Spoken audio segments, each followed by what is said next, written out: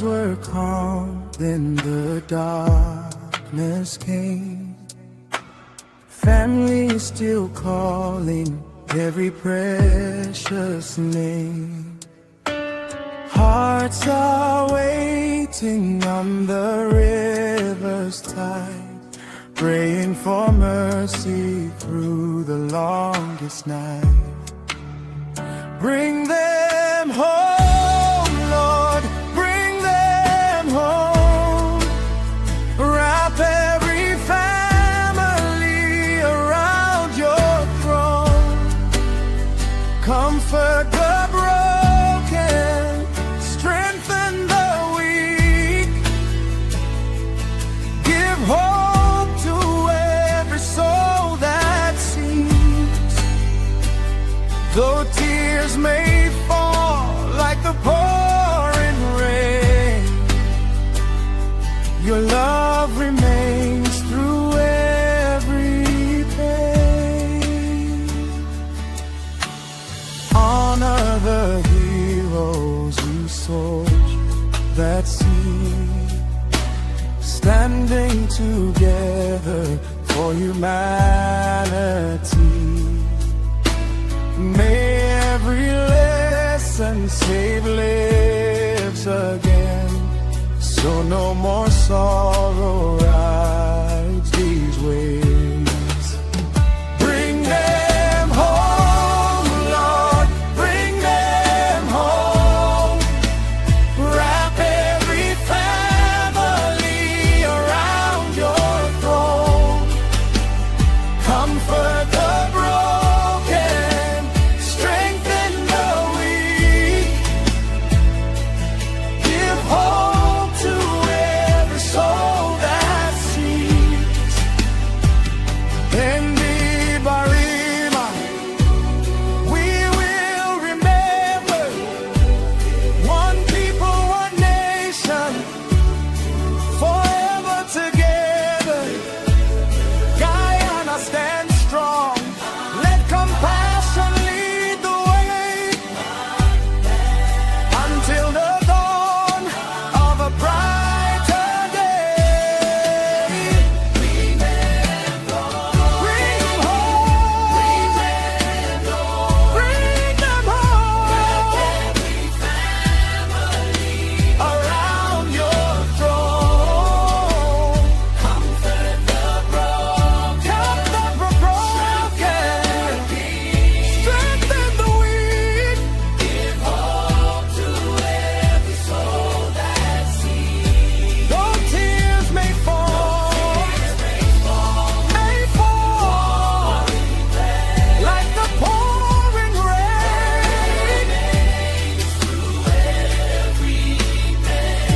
Dedicated with deepest sympathy, from DJ Quinn to the families, survivors, rescuers, and all those affected by the MV Barima tragedy.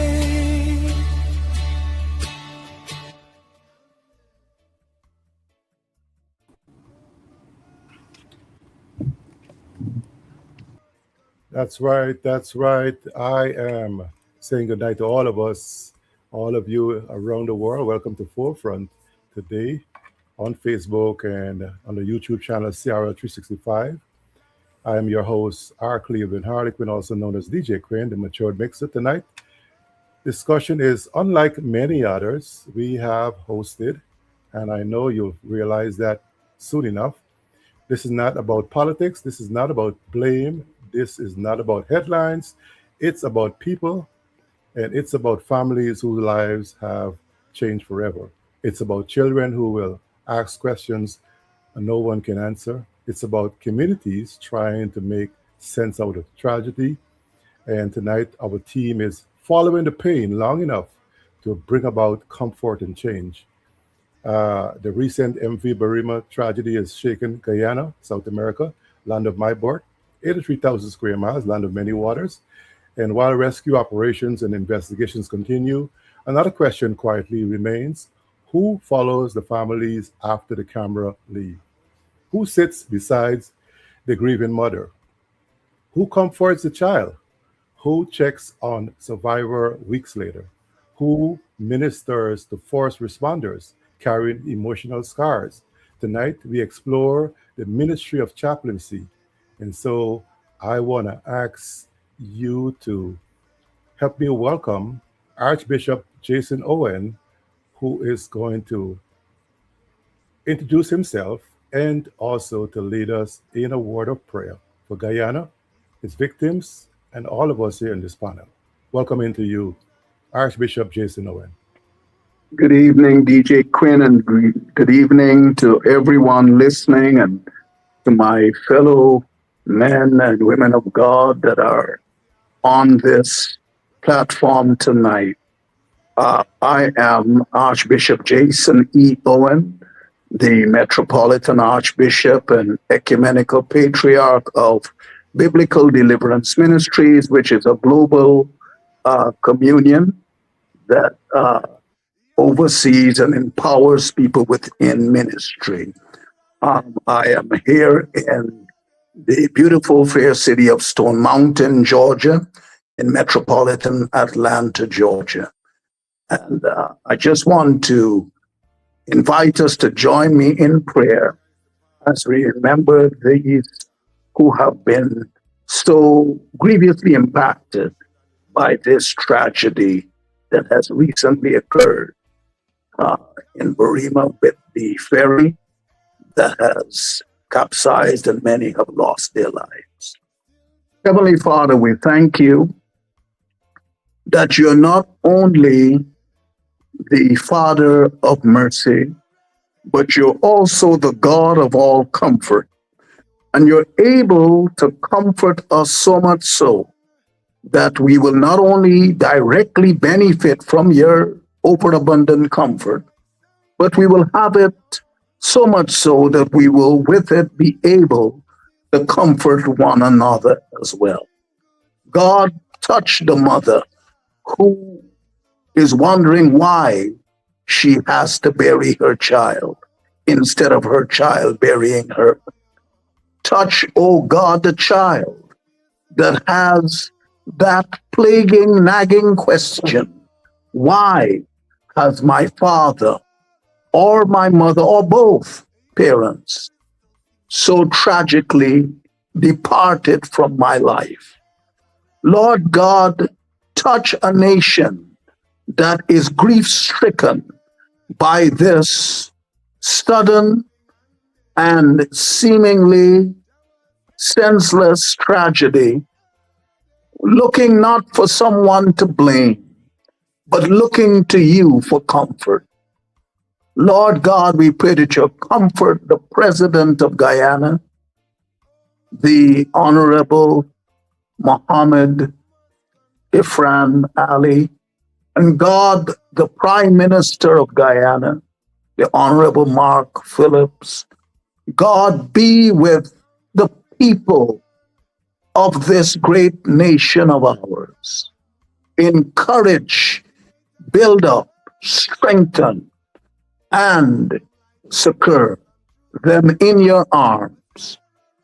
Touch each and every one of us with your great comfort. We pray this in Jesus' name. Amen.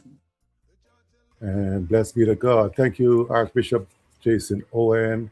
And now I will take this opportunity to welcome in my panelists, one after the other. Welcome into you, Ambassador, recording artist, Mr. Mortimer Dean. Ambassador Mortimer Dean. If you would, tell us some more about yourself and what you do. Good evening to my fellow brothers in the faith and to all that are watching and listening via social media. I'm very much privileged to be among such distinguished gentlemen. To introduce myself, I'm just simply a humble servant who just want to do good by people. God has called me many years ago after so many trials and tribulations, hills and valleys, which we all experience sometime or the other. All our situations are very much unique, and it will take like a lifetime to share my story. But I will, for the purposes of what we're about to do here tonight to bring relief to those that are grieving back home in Guyana, I just want to make it very, very short. I'm someone who just love God with a passion. I want to see people enjoy the fullness of God, mercies, and love for mankind. I'm just here to echo that. Simple as that. Awesome. Welcome on in. Definitely a pleasure to have you on board. We have Dr. Bishop Alexander Ikomoni. He is, he might not say it, but he was my professor when I did my chaplaincy program. But tell us some more about Dr. Alexander Ikomoni. Good evening, everyone. My name is Alexander Ikomoni. I think it's echoing. If you can hear me well, just wave your hand. Let me know. Thank you. God bless you. Thank you. Name is Dr. Alexander Ikomoni, and I'm happy to be here with these wonderful people of God. And of course, most importantly, to stretch a hand to those who are hurting in this time. Disaster is not something we call for. Pain is not something we want. But sometimes it comes our way. And when that happens, it is for the body of Christ to come together, the community of faith to come together, to put hands around each other, which becomes the invisible hand of God. That's what God will want us to do as at this time. Just for introduction purposes, I, the senior pastor of White Dove Church of God in Stockbridge, Georgia. I am the president of BCI School of Chaplaincy, and I also operate a wealth organization called the Ikomoni Financial Group. Help people to become better with their wealth, and of course, lend, give money out to those who need money for houses, for commercial properties and things like that. Because our calling is holistic, it's not one-sided. The church is not just a spiritual body, it's a whole body to care for everyone concerned. So, but tonight we're not here for that. We're here to lift up somebody. And DJ Queen, thank you so much for what you're doing and for having us here. God bless you. My pleasure to you and Pastor Angela also. And bringing to the stage now, this man right here is an ambassador. He's Dr. Bannister. I'm missing his first name, but he'll tell us. He is the one who trains chaplains. He might not be on camera tonight because he's traveling. And he is definitely one who has been installing people, allowing us to have volunteer service awards and different kind of things going to Guyana all over the world and installing people with awards that are fitting for the service they give in the various communities. So without further ado, please help me welcome Dr. Ambassador Bannister. Good evening to each and every one of you, excellencies. It's good to see my friend there. Just yesterday, his name was being echoed around the place. I'm speaking about the one and only Ambassador Dean.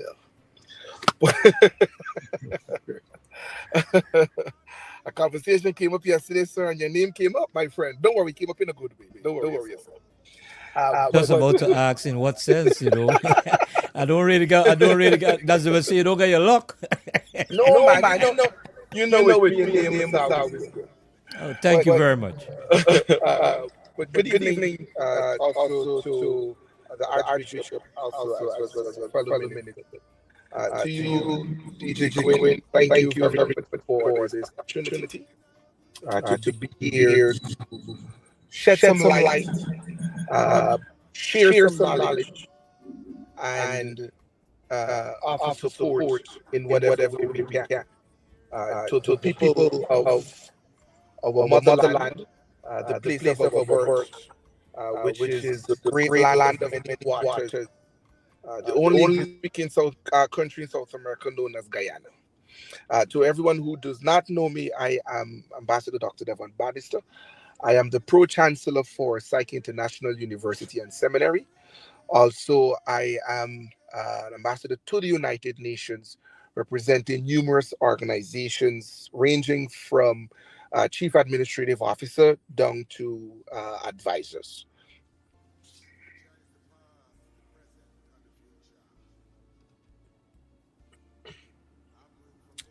You're All you muted. want to give us, that's all you want to give us, Dr. Bannister. That's okay. We'll take that. Thank you very For much. now, man. As we go, let's say Dr. Dean will tell you, I don't really like to put too much out there, man, because I don't want people to see I don't belong here. I'm too overqualified and stuff like that. I know. humble myself. I'm telling you. Yeah, thank you so much, Ambassador Dr. Bannister, for your taking your time out to be with me here. I know you wish you could be on camera so we can see your handsome face, but eventually, at some point, when you get a chance, come on and let folks know that you are a good-looking man. Okay? Appreciate your presence. All right. And if I was to read this other guest panelist resume, man, it will take all night. Well-established clinician. Uh, he is in the form of pastor, also bishop at his church. Might be more than that, but I'm not going to read it because I know he can tell us a lot about himself. He's a clinician, and I'm so glad that he's here with us tonight. Please help me welcome Roger Ball, LCSW, to CRL 365. Welcome to you, Bishop. Pleasant good evening to everyone. Are you hearing me clearly? Loud and clear, loud and clear. First of all, my condolences again. My name is Roger Ball. I'll say quickly a little bit about myself. I'm married to a Guyanese woman, Seneca Ball, and we've been steady since we were 18 years old. My brother and friend Kester D, I see you there. I love you, my brother. I serve on the faculty at Fordham University and Lehman College. I am also the primary organizer and responders for crises within public educations for the Bronx. So when children and faculty and staff dies, I have a team of folks that goes into schools and respond to those crises, which unfortunately, when you have 360 schools, unfortunately, you have lots of tragedies. But I'm here to support and to listen in and to hold space with my brothers and sisters in Guyana who are grieving a tremendous loss during this time. So thank you for having me. So appreciate all of you taking your time off tonight to be with me here in CRL 365. You still got a moment to share the broadcast if you haven't. YouTube and Facebook. This is going to be some good conversation around clergy and chaplaincy. We are following the pain long enough to bring about comfort and change. And so I want to ask each of you, what does that mean to you, first, Mr. Cassidy?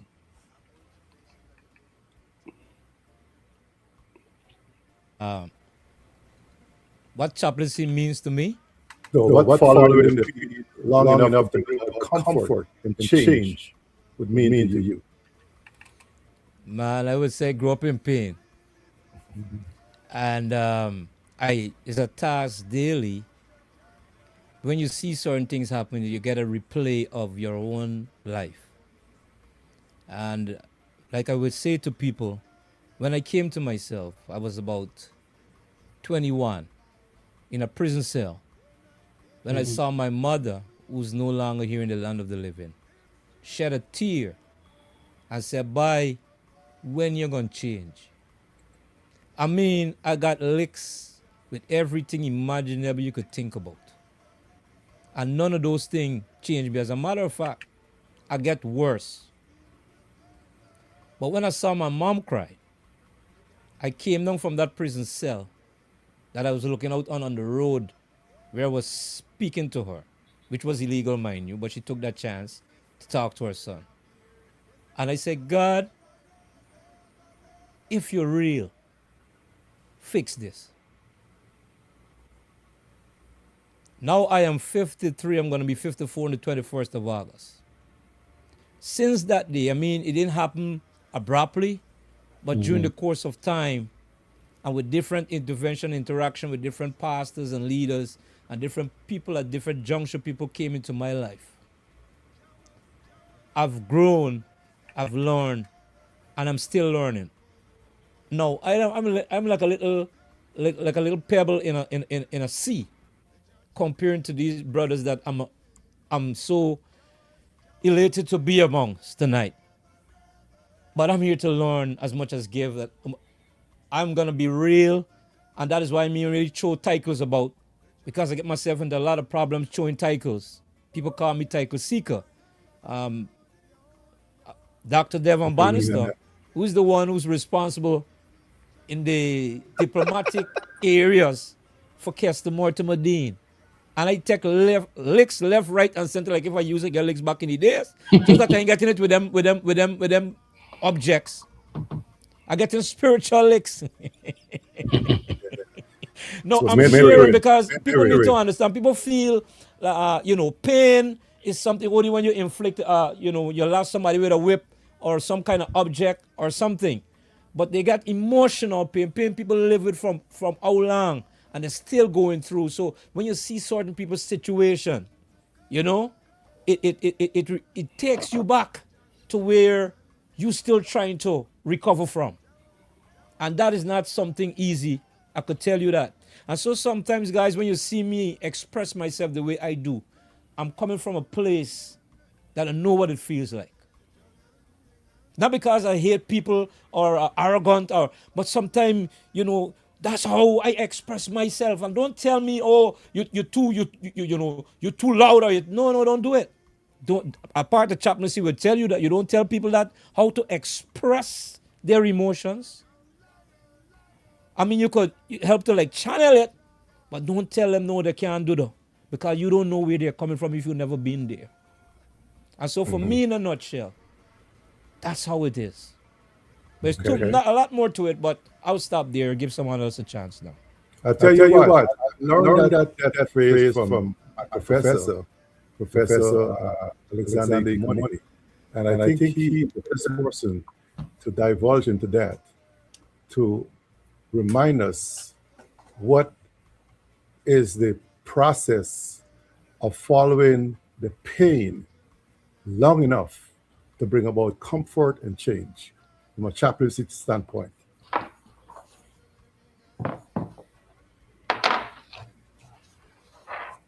As you know very well, we know what pain is. Pain doesn't need to be defined. But the concern right now is how we can follow pain long enough to bring comfort. You cannot heal someone without understanding their pain. You cannot bring deliverance to someone unless you know what they are going through. And so, if you want to heal someone, if you want to bring comfort, you have to follow the pain long enough to know what they are going through. And if you're able to do that, then you bring about a change. If you don't follow the pain long enough, you have no clue what they are going through. And so, therefore, you cannot bring any change. Like the young man was saying, he was in prison, for example, and things like that. You cannot understand what he's going through unless you follow the pain long enough. You can hear it once in a while, but what really happened to him? What brought about that change? What made the difference when he turned around? Because somebody followed the pain long enough to minister to him, to be able to bring about a change in his life. And thank you, man of God, for sharing. God bless you. Awesome, awesome. Tonight we are not only discussing the MV Barima tragedy, we are asking a much larger question. How do we, as people of faith and compassion, stay with families long enough to help transform pain into healing and hope? And I want to go to Ambassador Devon Bannister, because he installed trained chaplains in Guyana. And what is your expectation, Ambassador, for chaplaincy in Guyana, South America, in this time of tragedy? So thank you very much once again for that. Um, when we look at uh, a chaplain, we, we we we can't look at a chaplain as and I mean no, and let me put this disclaimer out in the way in which I will phrase some of my responses. I mean no disrespect to the office of a bishop, an archbishop, a pastor, or none of such. Um, the way in which I try to get folks to understand a chaplain and see the role of a chaplain. Some folks say we tend to belittle or remove the office of pastors and prophets and all of those. That is not the intention here. All right. So just to put that disclaimer out for everyone, because you got to bring it down to grassroots so that um, the smallest person can understand what we're saying. All right. In actuality, you let us know what is a chaplain and why is chaplaincy such an important ministry during times of national tragedy. So yeah, you're on the right track. Help us.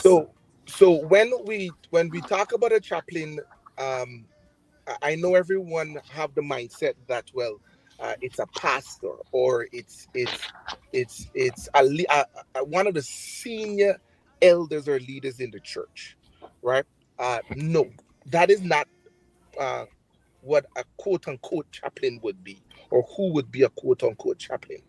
A chaplain basically is someone that is a born again believer who believes in in in in the things of God, who has a heart for the people, not just for going inside of church and being a part of the church. And when I say a part of the church, I mean the four walls of the church. But you have a heart for the people, that when you leave the doors of the church, when you leave the four walls of the church and you step outside, you can still see someone and you can still serve. A chaplain is someone who they might not have an office. And this is why I put my disclaimer out earlier, clock, okay? They might not have an office within the four walls of the church. However, God has given them an office outside of the church. That is the reason why we call chaplains marketplace believers, marketplace ministers. Because when Jesus walked the face of the earth and he called his disciples and he trained them, he didn't train them to keep them just around him alone. He trained them and he told them to go out, win the souls, win the lost, comfort the people, be with the people, and then bring them into the house so they now can be taught, so they now can go out and do the same thing. So for the chaplains that we have out there, and even for those who want to become a chaplain, one of the things that they have to remember is when you go into it, you're not going into it to unload your burdens or your problems on the people. You're going to now give that family or that individual a shoulder, right? Besides the spiritual side that you're going to do, it's like a counselor.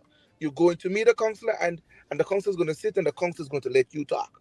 Now that doesn't mean now after the person's finished speaking, you're going to go and spread the person's business. No, but you are providing that space that you're able to give that individual or that family the opportunity for them now to offload, and then for you now to give spiritual food now so that you now can be able to help them spiritually.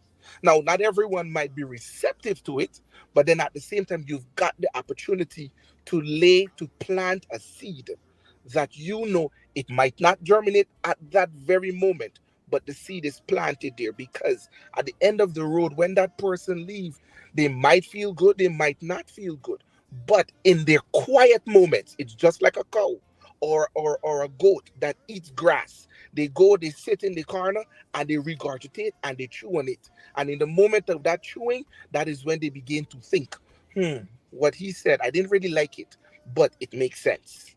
It's helping me. It's giving me that level of comfort.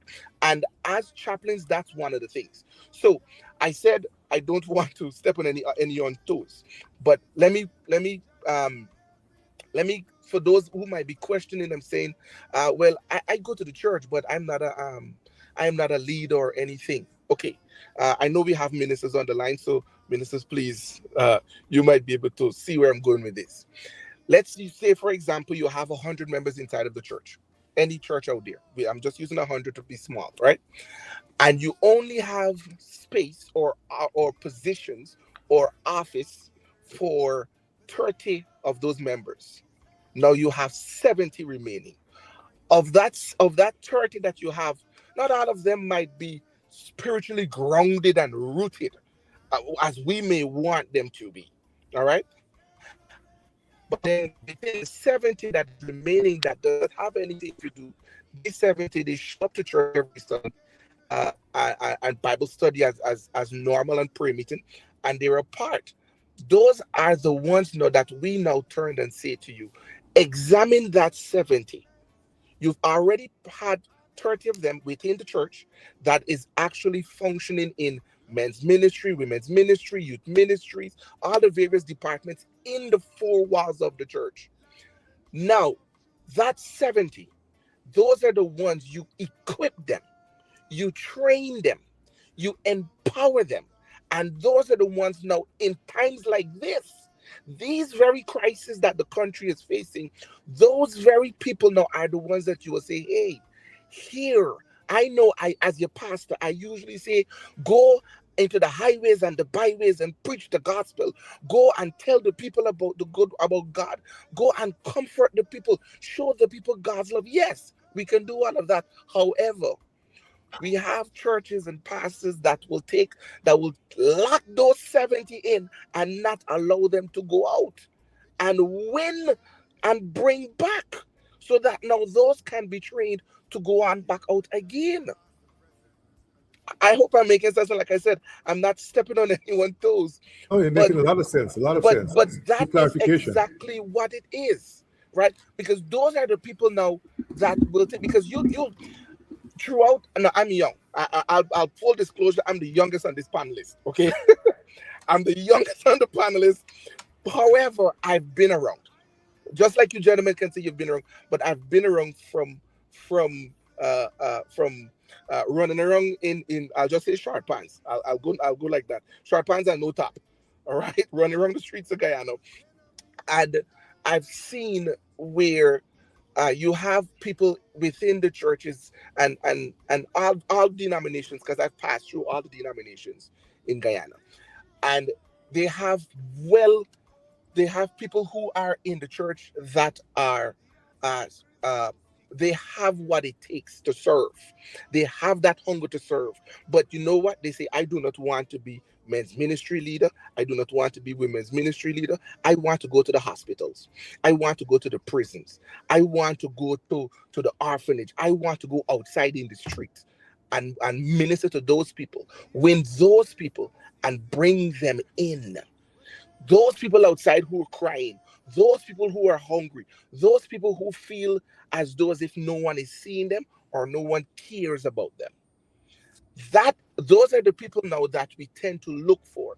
Those are the people now that as believers, as ministers, that we tend to train and send them out so they now can be able to do the work. So right now in Guyana, there's so many people that I don't want to use the word qualified, but they're qualified to do such. Many times they feel that I need to be ordained. No, you don't need to be ordained. For the fact that Mm. you go to church already, for the fact that you're a part of the ministry, and then us as leaders and ministers saying to the people, go into the highways and byways. Now, they're not going to go, education is important. So they're not going to run out there and say, oh, I am. No, no, no, no, no. With the Gotta right be equipped. training Gotta and be equipped. guidance Yes. and the Hmm. proper equipments, they're now able to go out and function. I will leave there Of and course. leave room for anyone else who wants to add anything to that. But that's good explanation as to who are chaplains and how they can function outside of the walls of the church.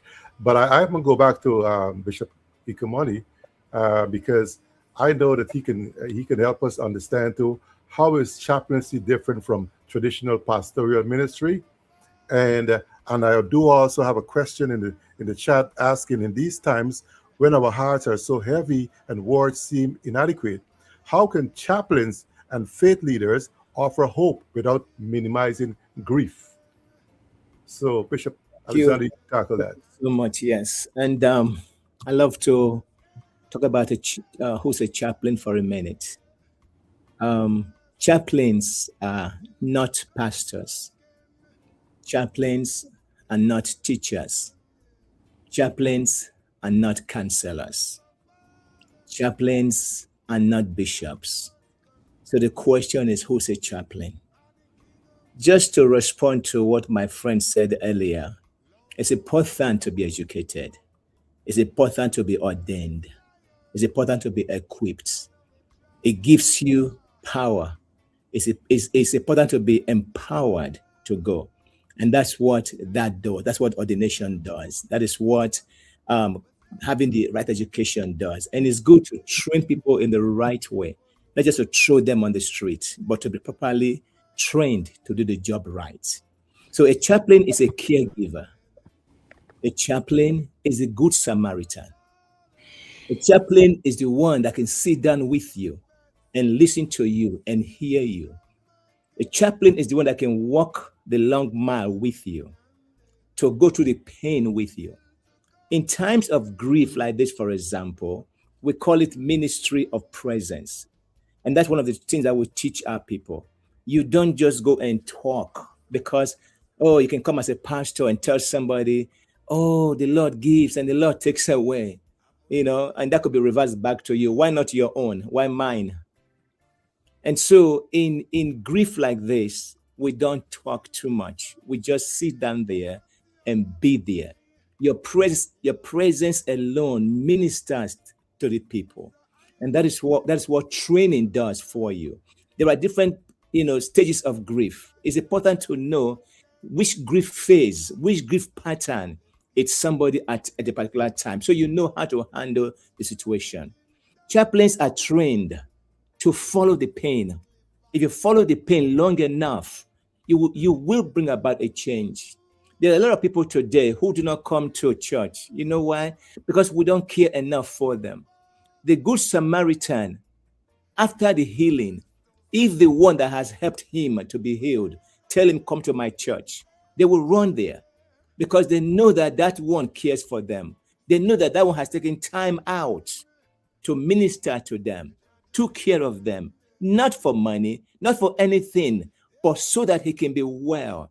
And if you meet a man like that in your lifetime who has cared for you, wherever he goes, that's where you want to go. He's going to church A, you want to be there. To church B, he wants to be there. Why? Because you have been able to follow the pain long enough to minister to them, to bring about a change in their life.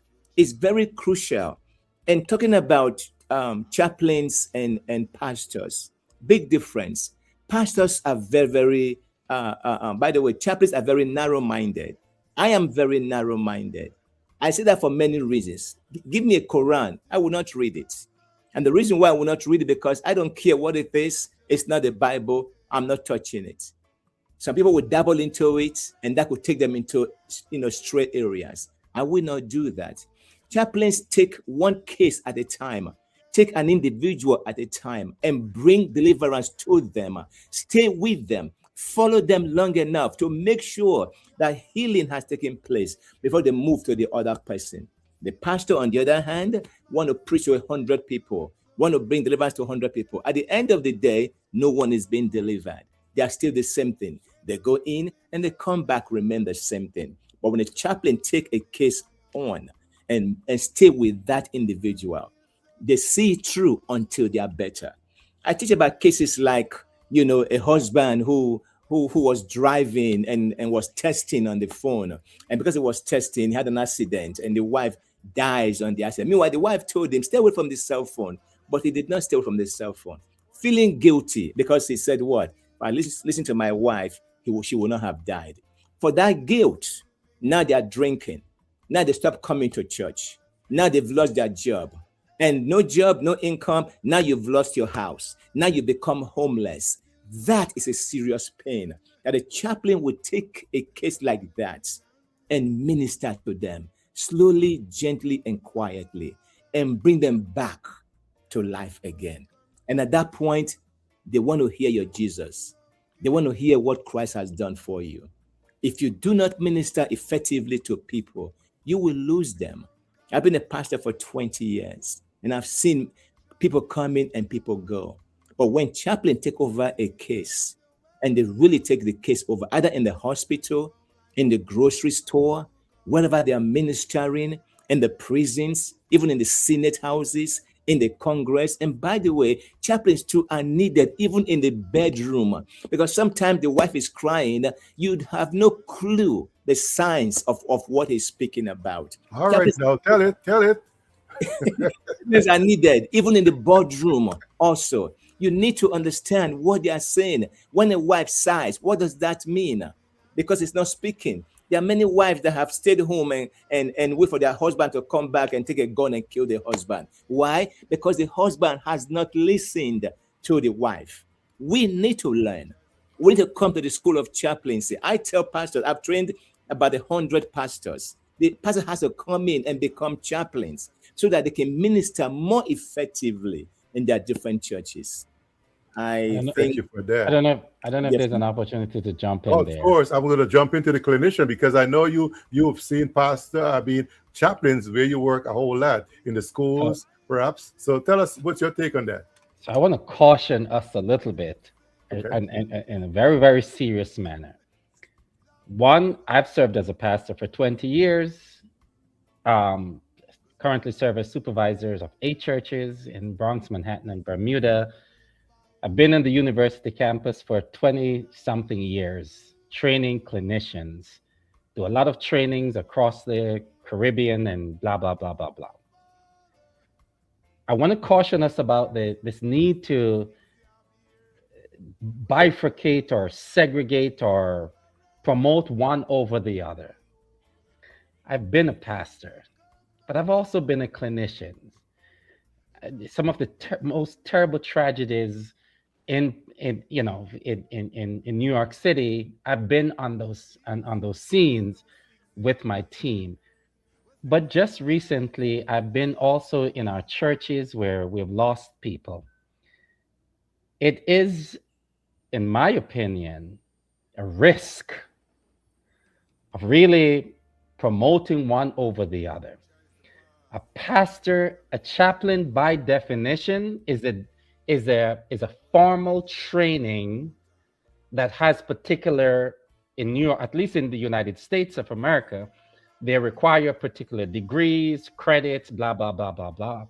The same thing is true for pastors. Many pastors have their theological degrees, whether it's D-Min or, PhDs or other trainings. I believe the conversations that we really should be drilling down on, and one of my brothers just said it, is what does care, a theology of care, looks like, whether it's through your formal trainings or whether it's through your organizational trainings, whether it's within your local church, whether it's within a community during terrible times like this. I think it's a waste of energy in really trying to name some of those distinctions. Pastors do work that chaplains do. I'm in hospitals where chaplains are and pastors are showing up and they're administering the last rites, and the chaplains are from this organizations, and people don't want a chaplain, they want their pastor. They want their pastor to come and minister to them and pray with them and weep with them and bring hope to them. And nobody's asking, is this a chaplain or is this a pastor? I think that it's a misnomer because I train both. I train the chaplain and I train the pastors and I train the clinicians. So the question really becomes, what does care when a person is at their lowest and their most painful, when tragedy strikes, when a child drowns, when dozens of people lose their lives on a boat, when there's a fire, when a grandma passes away, who do you need there? Nobody's going to ask for a title. Nobody's going to ask for degrees. Nobody's going to ask for any of those things. They're going to ask, do you love me enough to stand with me, to weep with me, to hold me, to console me, to think of long after the tragedy ends and it's 1 month, 2 months, 3 months, a year? Will you stay? Will you still call? Will you still come and sit with me in my silence and in my grief? And in my mind, that is the conversation, not whether the role of a chaplain, or we could pull out the job descriptions and we could look at them competitively or collaboratively. We could look at where they fit or where they deviate, where they serve each, where they duplicate. We could engage in all of those conversations. That is not the conversation that anyone really is interested in driving at. The question is, will you be fully present with me when all hell breaks loose? I can take that with some salt and some sugar, and it's going to be well digested. Very good. Thank you so much. But let me go back to you, Dr. Ball. If you were placed now in Region 1 in Guyana, where most of the families are living now, Region 1, what would your first 24 hours of ministry look like? It's a great question. I would invite all of the churches to open their doors. I would invite all the clinicians in your hospitals, in your non-for-profit organizations, all of your business leaders. I would invite them to create spaces in all over the place, in churches, empty spaces, in parks, in I would invite everybody to open their spaces, because this is a national tragedy. Right? It's a national tragedy. And we would invite all of those, which is what we generally do, open spaces. And we would want to ask questions like those that we have lost, and we know we're still attempting to gather the information of where those folks belong. But we would want to know, sort of think of some concentric circles. At the center, who are the people that we have lost? Where do they come from? Who are their families? Who are their neighbors? Who are their friends? Who are the what are the congregations they belong to? What are the offices that they've worked at? And just keep moving that circle outwards and outward and outward, and begin to strategically create spaces, because it's one of the things that's needed. Pay attention to a person dies on the side of the road, people put makeshift memorials there. It's like what people do. We need to gather. We need to gather to tell stories about those that we've loved and those that we've lost. So the first order of business would be, who are the people that we've lost? Secondly, who are the families and friends and neighbors that have lost loved ones? Thirdly, what are the places that we are convening to begin to provide short-term, not long-term, just like you say, within the first 24 hours, short-term support? And is to open doors and invite the people that are skilled, the people. And one of the other things I'm going to say is that the people who may, what we call distally impacted, you're going to have people who might not have been directly impacted by the loss, but they themselves have experienced trauma, tragedies, crises within their family systems. And maybe it's recently or maybe it's long time ago, that your brain is not going to be able to understand why is it that these people are so devastated by what has happened, even though it seems as though they're removed from it. Those people require spaces as well. So the first 24 hours is really information gathering and pulling together your resources, pastors. And this is the last thing I'm going to say on that is, the therapeutic is not owned by the therapist. People like me, I found that the best people to provide comfort and support are grandmothers and grandfathers and sisters and brothers and neighbors and friends. Put me out of business. The mother who walks with her anointing oil in her little bag will likely provide better comfort than a person with a doctoral degrees and teach at colleges and universities in New York City. I cannot rival those people. So let's dispel the rumors about all of the things that we can do. And I show up to tragedies on a regular basis.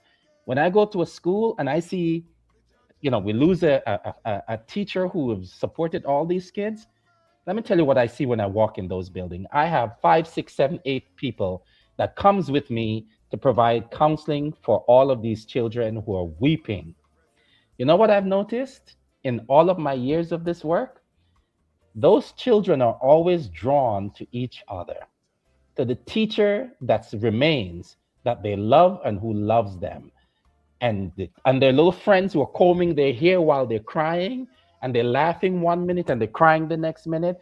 Those are the spaces that are healing spaces. So last thing I will say is, we, in times like these, we create a lot of simulated or new spaces. What we need is old spaces. In Jamaica, they said the new broom sweep clean, but the Yeah. broom knows the corner. What we need are the old brooms, the old spaces, the churches, the local businesses, non-for-profit organizations, to where families and friends can come together and bury their shoulders and their head in each other's arms and weep and weep and weep for the families that they can't find, and weep for those that they've recovered, and weep for the unknown future. Oh, wow. Thank you so much. That's some good clinical advice right there. Thank you so much. 24 hours inside Region 1. I want to go to a broader picture because from Before tomorrow. before you go Okay. to that, if you don't mind, just to add to what Dr. Ball said there. Uh, you bring up an interesting point there in regards to the people of them that would need uh, uh, counseling and that ear, so that they can, as I usually try to say to folks, give them that opportunity to express, to vent and see what they have to say and stuff like that, so you now can be able to think. But at this junction, while we know that we have those folks who have suffered that we have to tend to, now this now creates space now for those who now have to go and take a ferry tomorrow, who now might be now traumatized just from what happened yesterday. Here now, I have to go on a ferry now. I need somebody's hand to hold. I don't know to swim, so what's going to happen now? So it this here opens, it's like it opens Pandora's box, that the church itself, along with the clinicians, the church itself have the opportunity to find a lot of opportunities that they can be able to service the community, the people. Yes, we understand where this occurred, but you can be living in in a small village and you have a Provide an small arm. trench, Mhm. and something similar can happen, just from a child trying to cross a bridge and slip off that bridge and fall into the trench and drown. What am I saying? This now creates an opportunity. So it's not just, we're saying we're going to have conversations, but no, I'm saying no, it's an opportunity for programs whereby, all right, this here have to do with drowning, right? All right, then I can't swim. Dr. Dean can swim. Hey, Dr. Dean, you got to teach me to swim. Or say something to me to give me that let me know that I need now to go and learn to swim, or something to the effect. And that, Great point. Great point. Great and that addition. Go ahead. that's government response, right? So to create predictability, to put out on the news or whatever, and people who are lining up to get on the ferry. I've been to Guyana. I eulogize Cassidy's mom, and been there for some workshops and marriage enrichment. But those people who are now responsible for people getting on and off those boats is to put the infrastructure and to name it and to tell people why it is safer, and what we've done to improve it, and to have, so that's like one simple thing. So you want to talk about what first 24 hours, what would it look like to have mental health professionals at those ports of entries and Yeah. disembarkation, to be able to talk to people, to reassure them, so on and so forth, as they get on and off. Because you're right, my brother, this is going to, some folks are not getting on, some folks are refusing to get on, but those who have to get on, what would the conversation sound like? And in my case, in my work, usually because when things happen, parents don't send their kids out to school. They said, I'm holding on to my baby. But what would it sound like to engage in conversation? We have support on staff. We have counselors. These are the rooms that they have it. This is the port that we have these support. And these are the steps that we have taken to ensure we're testing everybody before they report to work. We're making sure that they're cleared. These are the life jackets. These are the lifeboats. These are blah, blah, blah. So, right, to really create a deep sense of predictability and safety, physiological safety, psychological safety, social safety, moral safety in those times. So you're absolutely right. In those spaces, there need to be infrastructures and predictabilities to assure people that they're going to be all right. But Just at the same time, we still can't forget the spiritual side. So while we're in agreement, and I don't want to say I speak for everyone here, but while we're in agreement with everything along the line of what government would have to do and what the counselors will have to do, at the same time, as ministers now, be it pastors, chaplains, or whatever capacity you may hold, we still need now to bring back that spiritual side, because you will have those folks who are I don't want who are believers, but then now their faith is being tested and tried here now. This is where now we need to come back now and give them that reassurance that, hey, remember where your trust lies. Remember where your hope come from. Remember, and minister to those same individuals as well. I digress. So quickly, if you don't mind, Awesome. we're talking about de-escalation and debriefing that happens within 24 hours. Where, like my young man from the Bronx just spoke about, you bring in enough chaplains to the scene. This set of people are different professionals. You bring in counselors, you bring in therapists, you bring in medical doctors, you bring in every set that you can think of, and you create booths, you create places, and you create information system where people come to ask questions. Like if somebody is missing, who's missing? The names are somewhere. If somebody is found, the names are somewhere. And of course, those who witnessed the actual disaster, they're going to have PTSD. You need people to minister to them immediately. If not, they're going to fall into that sickness, until you bring them back into life. So yes, you interact with the firemen, the policemen, everybody. You have to know where everything is. So when they come to ask you for something, you can direct them to the right places. And of course, yes, you're right. There has to be a prayer booth. Those who need prayers, they go to the prayer area. Those who need refreshment, anything, water, they go to that section. Those who need to talk with someone, there's a booth for them to go to. Within that 24 hours, these things has to be in place so that you can effectively minister to everyone that is affected one way or the other, directly or indirectly. Thank you. Great advice. Great advice.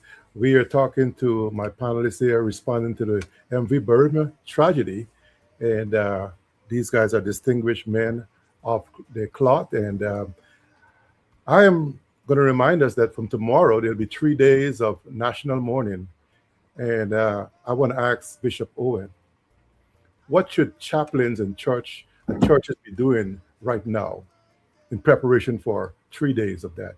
And then I also have a question here for you, Bishop Owen. What roles does prayer, spiritual care, and just being present play during times of national tragedy? I think you can tackle them both. Tomorrow is starting 3 days, and there's roles of prayer, spiritual care, and just being present.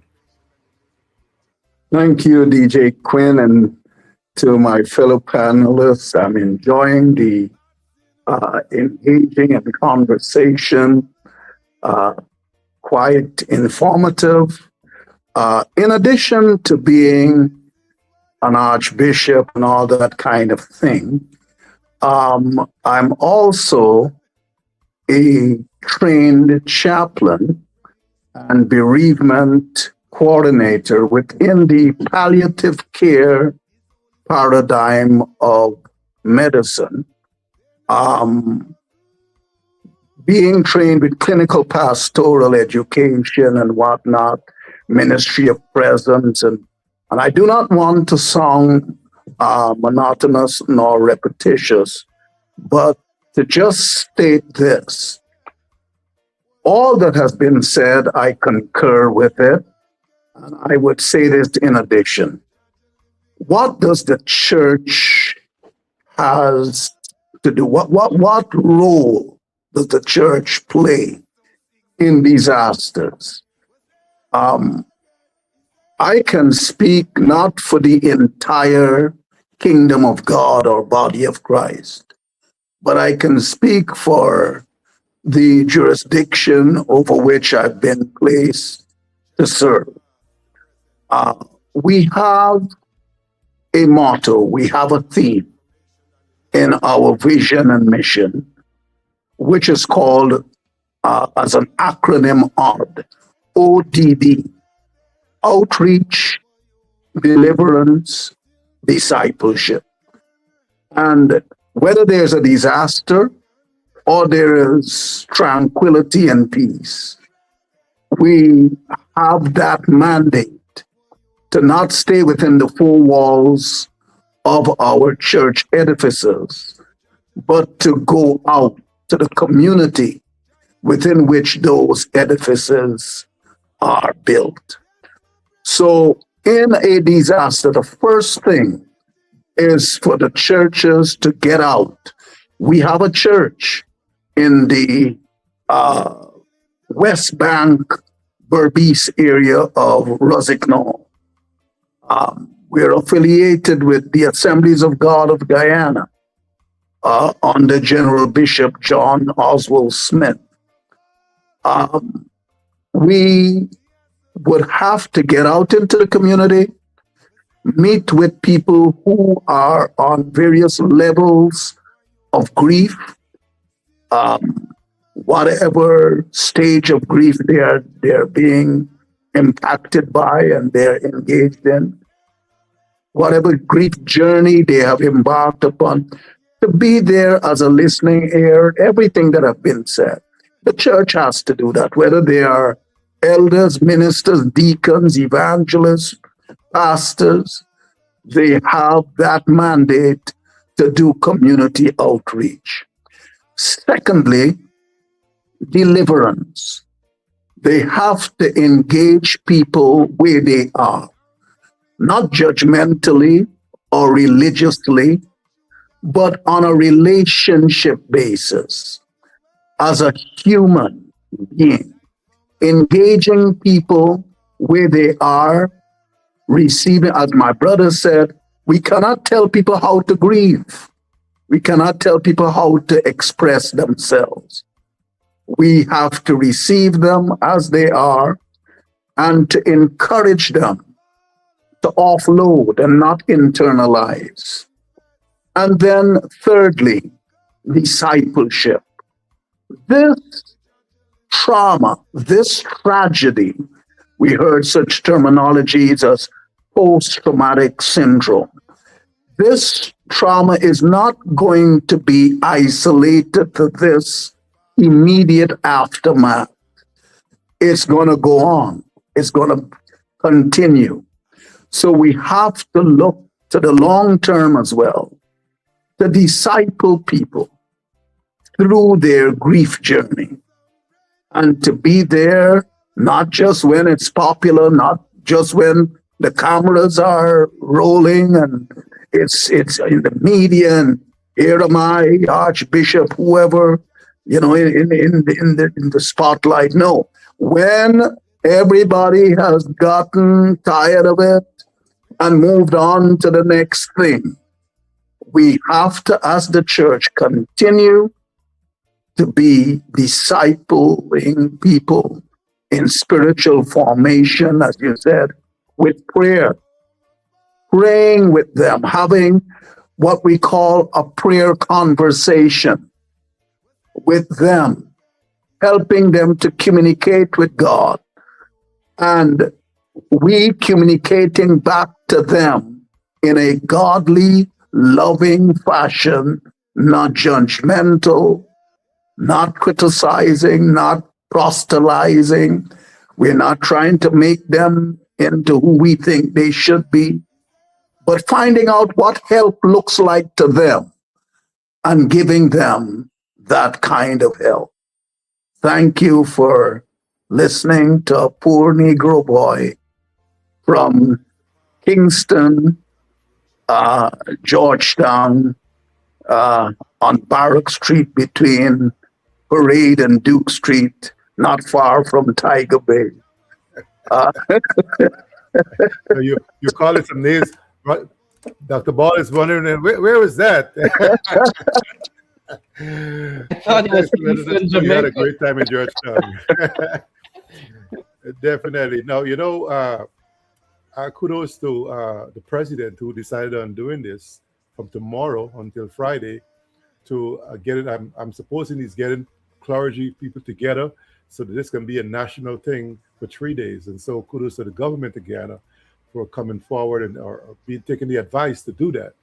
And I hope people maximize the moment and comfort each other for these 3 days of mourning. And this is why I wanted to do this the night before it gets started, because I want to be in that space to mourn with my brothers and sisters for these 3 days myself. And so I'm glad you guys decided to come on and be with me tonight. But I want to ask Kester Dean this one real quick so we can move on. Kester, Ambassador Dean, how should chaplains support survivors who escape the tragedy but may carry emotional and psychological trauma? How can we support them? Survivor. For me, it's pretty simple. I think Dr. Ball laid all out there. Put aside title. Just treat persons how you would like yourself to be treated. No one wants to be treated disrespectfully or looked down upon or disregarded in any way. Everyone wants to know that they are favored, they are loved, they are appreciated. So if you like that for yourself, don't you think the other person who is a human being just like you need those same things that you would like to have for yourself? And so one thing I always bear in mind, wherever you go in this world, if you fall down in the street, or if you see someone fall, are you going to ask them first, are you a Christian? Are you from this religious party? Are you African, Indian, Chinese, or Portuguese? Or are you just going to offer help? So if we look at it from that perspective, as the person being a human being and need help, and in your capacity in whatever area, however big, medium, or large, maybe you might not have the know-all of the situation the person's in, but you know somebody who can. What is your place? So pick up the phone and make that call and make sure and see that person through whatever help is needed. So if we take things by these steps, I think this whole world would be a better place. So it's not about being a chaplain. You could be an ordinary person. You don't even go to church. Good Samaritan. But you gotta love in your heart for people. You just there at the right time to offer help or aid. You see so many things on social media. This child is reaching out to a male figure, and the male figure will turn around and kick this child, use his feet. A child who's defenseless, who can't hurt anybody. And you, as the big person who's supposed to be a protector, turn around and give that child a blow. What does that say to you as a human being? So we are generally, it does get to me when I see disunity in spite of people preferences of who they support, and they are being treated disrespectfully, they're being made fun of, and they're not taken seriously because, oh, you're not on our side. I have a problem with that. And so we can, as chaplains, have this mentality and take sides. Where help is needed, we need to offer help in that regard. Yep. Taking that. Of course. So that's my 2 cents, and that's why you see I'm listening very closely to everything that's been said. And in my opening remarks, I haven't mentioned anything about title. I just love people, love to celebrate people, Do like me. I learned like celebrate people, encourage people, uplift people. 20, 35 years ago, I was not that kind of an individual. To people like Dr. Ball, through my mom, you know, shared and instilled certain values. And there are numerous names I could call of pastors who really invested in me personally. So as human beings, we could invest in people. We don't have to have a whole lot of money or riches or wealth to do that. But from basic way of bringing, we could pass that on to other people and see them live a good life. So my role, basically I came here to the United States and I'm very dormant. And the Lord has given me a rude awakening in so many areas that I need to get up and do what he called me to do. And so all of this involvement here again on television and radio and all this stuff, is God saying to me where I need to be. So I really want to say thanks for the invitation. And I was double-minded about, because in the state of affairs of what is going on in Guyana, this thing impacted me so much. Like I don't even want to talk, because if I talk, the anger, because of so many things that needs to be put in place to give people relief. I just want to see people happy and not be the way that they are right now in mourning. So to all of Guyana, Kester Mortimer Dean, I'm sure this whole panel stand with the entire Guyana, and more so those who have lost a loved one or some friend or relative. As a citizen of Guyana, we are all grieving and hurting at this time, and I stand with everyone at this time, and I'm with the 3 days of mourning and beyond. This is not going to end the 3 days, but for however long it takes, just be assured that I'm there with you guys. Awesome. You like me have emotional and psychological trauma, I believe. And so that's why we're able to support others, because we feel those emotions too. I'll come back to Bishop Alexander after I speak about Dr. Ball. Dr. Money, you talk around about the various stages of grief. But I want to come to Dr. Ball on this. Dr. Ball, what advice would you give first responders, rescue workers, police officers, medical staff, and volunteers who have witnessed this tragedy?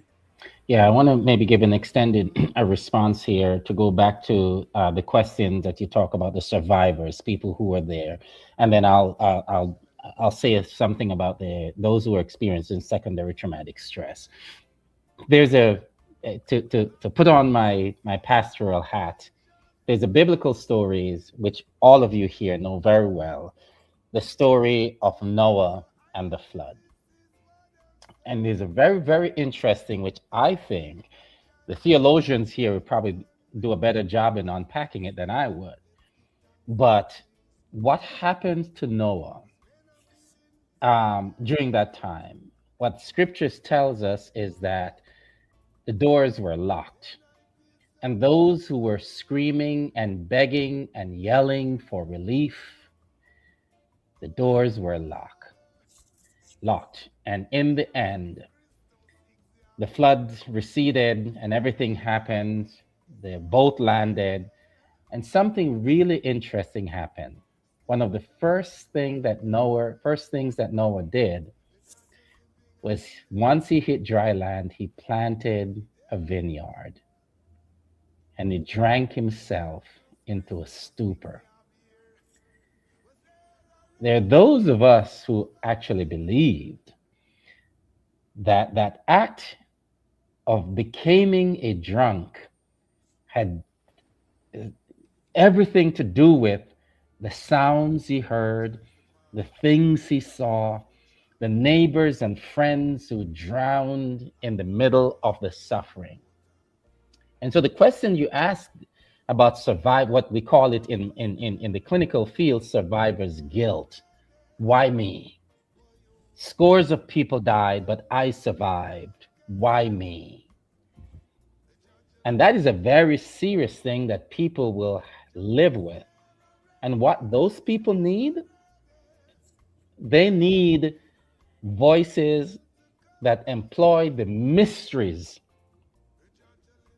of God and of the world that we don't know. Don't purport that you have the answer. Don't give any short, and I think Archbishop Owen mentioned it.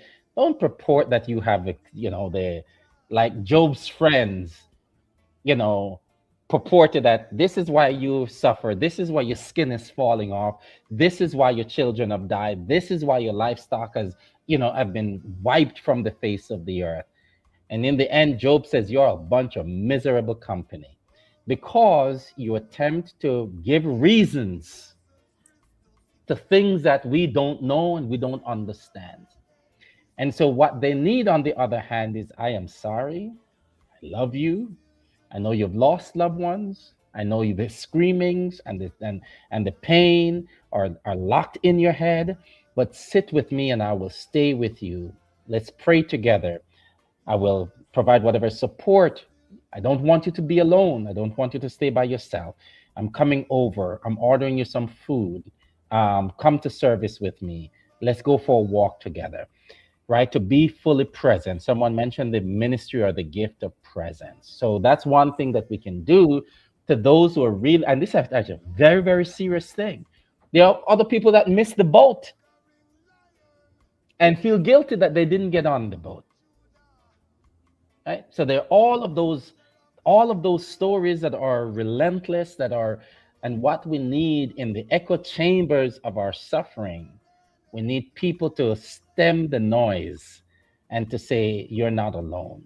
In terms of those who are rescuers, we do a lot of work on secondary traumatic stress.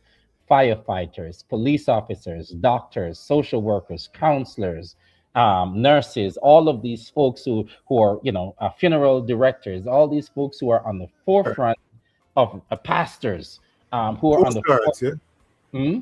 The Coast Guards. Coast Guards, all of these folks who are on the forefront of seeing babies, children, elderly. These are, and I'll give you a simple metaphor to really drive this home. If you are sitting across from a person who yawns and you start yawning at the same time, the reason for that is because our brains, what they sometimes call neural coupling, we are so highly social and belong to each other. The Hebrew words is ta'idia, which means we belong to each other. For the Coast Guard and the doctors and these folks who see those children and the adults and the elderly, ta'idia, that we belong together. Those people need support as well, and oftentimes they're the least likely to get this support. And oftentimes, when tragedy strikes with them, afterwards, we sometimes wonder why. And so, if the police department, the military services, the Coast Guards, this is where they could really support by making sure that there's what we call wraparound support, right? There's a great book that is for the pastors probably familiar with this book, The Wounded Healer by Henry Nguyen, that really talks about, like those who are healers that you just mentioned, those people are at an increased risk of anxiety, depression, and including suicidality because they're exposed to a great deal of suffering. And oftentimes, the people who are helping others are the last to be thought of as needing help. And that couldn't be further from the truth. I'll tell you, man, I'm talking to some great guys here. We are definitely unpacking this tragedy of MV Barima. And I want to take a moment to welcome those of you on Facebook who are really, really sticking and staying with us. Good night to you, Abiola Harlequin. I see you, Nikki Richmond.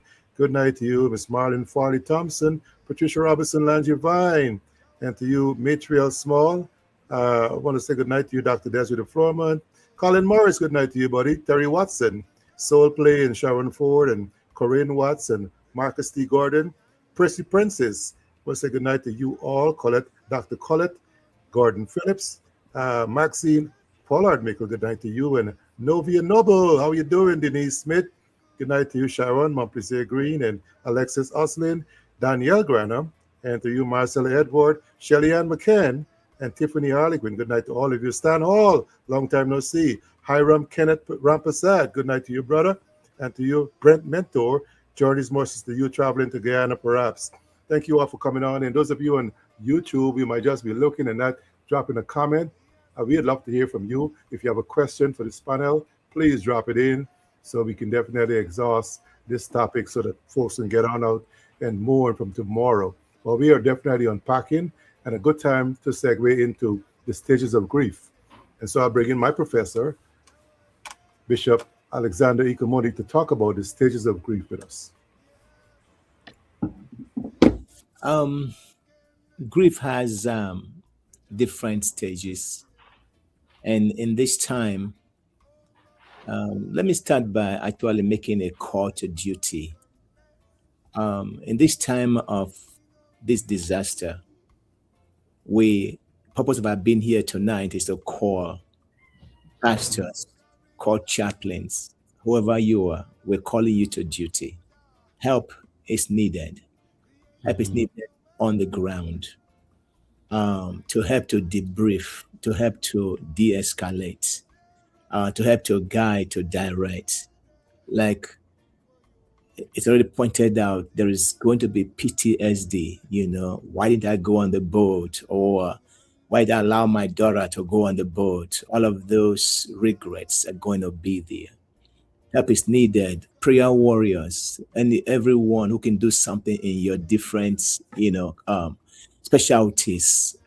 It's a call to duty for everyone to come together. And of course, there's going to be grief. Somebody has lost their life. Somebody's going to be in pain. Again, we need to follow the pain. We need to be there for them so we can understand what they're going through to be able to bring comfort or bring change to the situation. And again, for those who are listening, when it comes to grief, it's not about trying to encourage, because yes, it's encouragement, but not with your mouth, not by talking. It is by just being there. Your presence alone goes a long way to speak volume to those who are going through it. So yeah, there are different stages of the grief. The very first one would be, no, it's not possible. It's not my daughter. It's not my son. It did not happen to me. It's not true. So there's that denial. There's that, says it didn't. It's not true. And then as time goes on, you begin to be angry over the situation. Why not me? Why my child? Why did I allow? Why this? Why that? And that anger was set in place. And so after that stage, you are going into, okay, God, if you can just, wind the clock back, I will serve you for the rest of my life. God, if you can just allow me to be in that boat, not my child, I will serve you forever. You begin to negotiate with God. You begin to talk to God, begin to pray, to bring things back to where they were before this happened. And then you're going into the very next stage now. After negotiating and you understand that it's not happening, another level of anger sets in. And that's where most of us turn away from God. That's where most of us turn away from pastors. That's where most of us turn away from the church. No, if God heard me, if God heard my prayers, this would not have happened. If this happened, God would not have allowed this to happen. No, there is no God. But I just want to tell somebody, there is a God. There is a reason for everything. Even pain has a purpose. If there's a reason why pain was created. If you do not know, pain is a being, it's a spirit. And that spirit has to carry out its assignment. Sometimes it's to bring us to come and know him as Lord and Savior. Sometimes it's used to minister to others. Do we like pain? Of course not. Do we encourage pain? Do we pray for pain? No. But pain still does its work at the end of the day. And then here you are fighting with God. Here you are telling God, no, I don't want to know you anymore.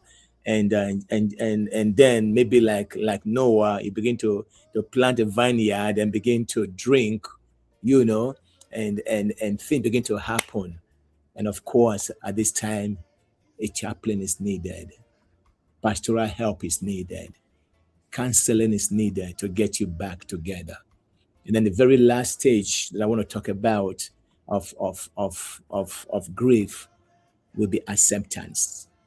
Now you begin to believe that it is true. Now you understand that this has actually happened and there is no going back anymore. You've really lost someone. You're not accepting the reality. And as chaplains, we need to understand all of these stages so that when we are observing, those that we're ministering to, we can tell which stage they are and what to do and how to do. That's why training as a chaplain is extremely important, not just pastoral. I've been a pastor for 20 years, and I've encouraged a lot of pastors to become chaplains. Chaplaincy will only add, it will only help you to become a better pastor at the end of the day.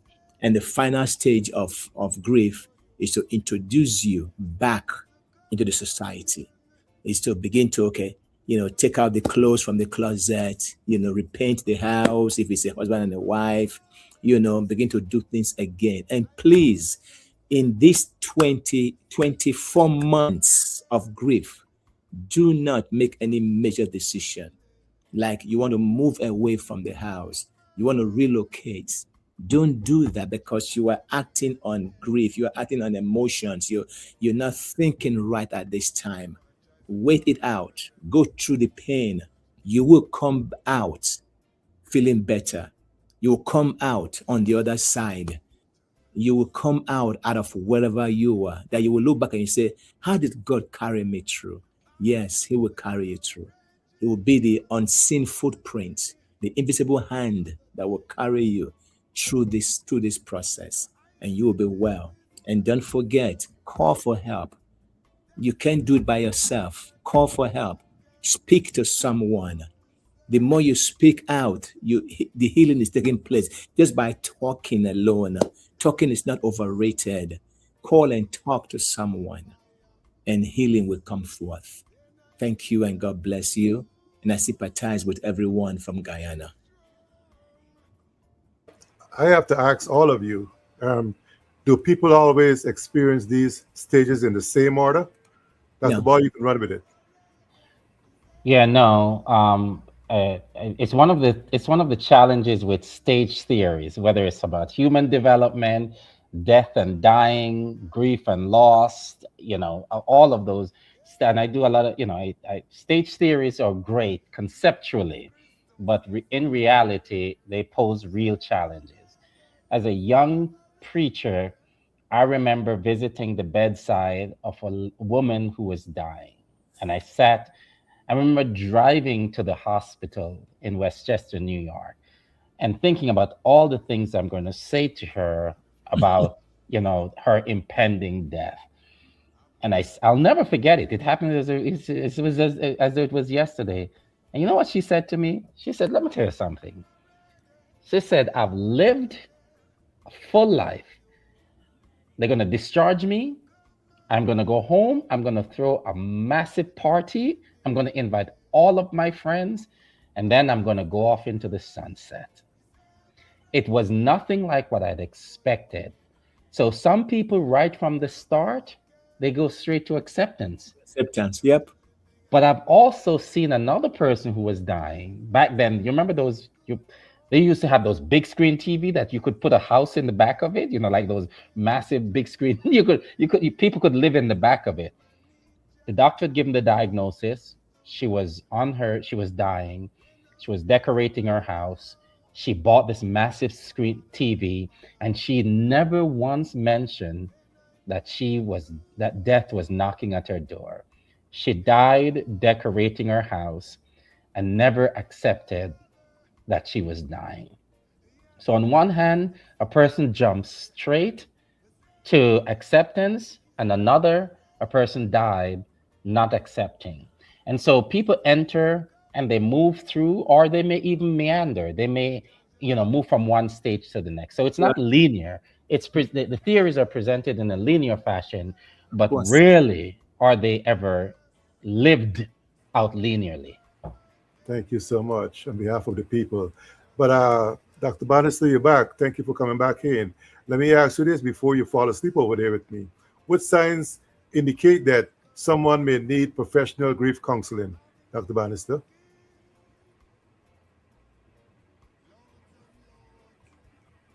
Dr. Bannister, are you there? Yeah, sorry He's about that. moving still. My bad, my bad. Um, so triggers, triggers. That is the number one thing you would look for. Um, just the thought of or a conversation, anything that triggers the individuals from from what transpired. So I know we have those who have suffered. We have those who have family members who have suffered um, in the tragedy. Then we have those who survived. You look for triggers. So it could be a simple conversation. It could be just the thought, or it could be seeing something or someone from the scene, or just walking and hearing a conversation, or even the thought of a boat, right? Anything that presents a trigger to individuals, that right there is the first thing that you would look for someone that would need professional counseling, and at the same time spiritual help at the same time too. Hmm. Dr. Ball, you look like you wanted to jump in there for a little bit. I I was actually just dropping something in the chat. So generally, a person sort of needs additional in both. By the way, most people never get, seek, or receive those professional services.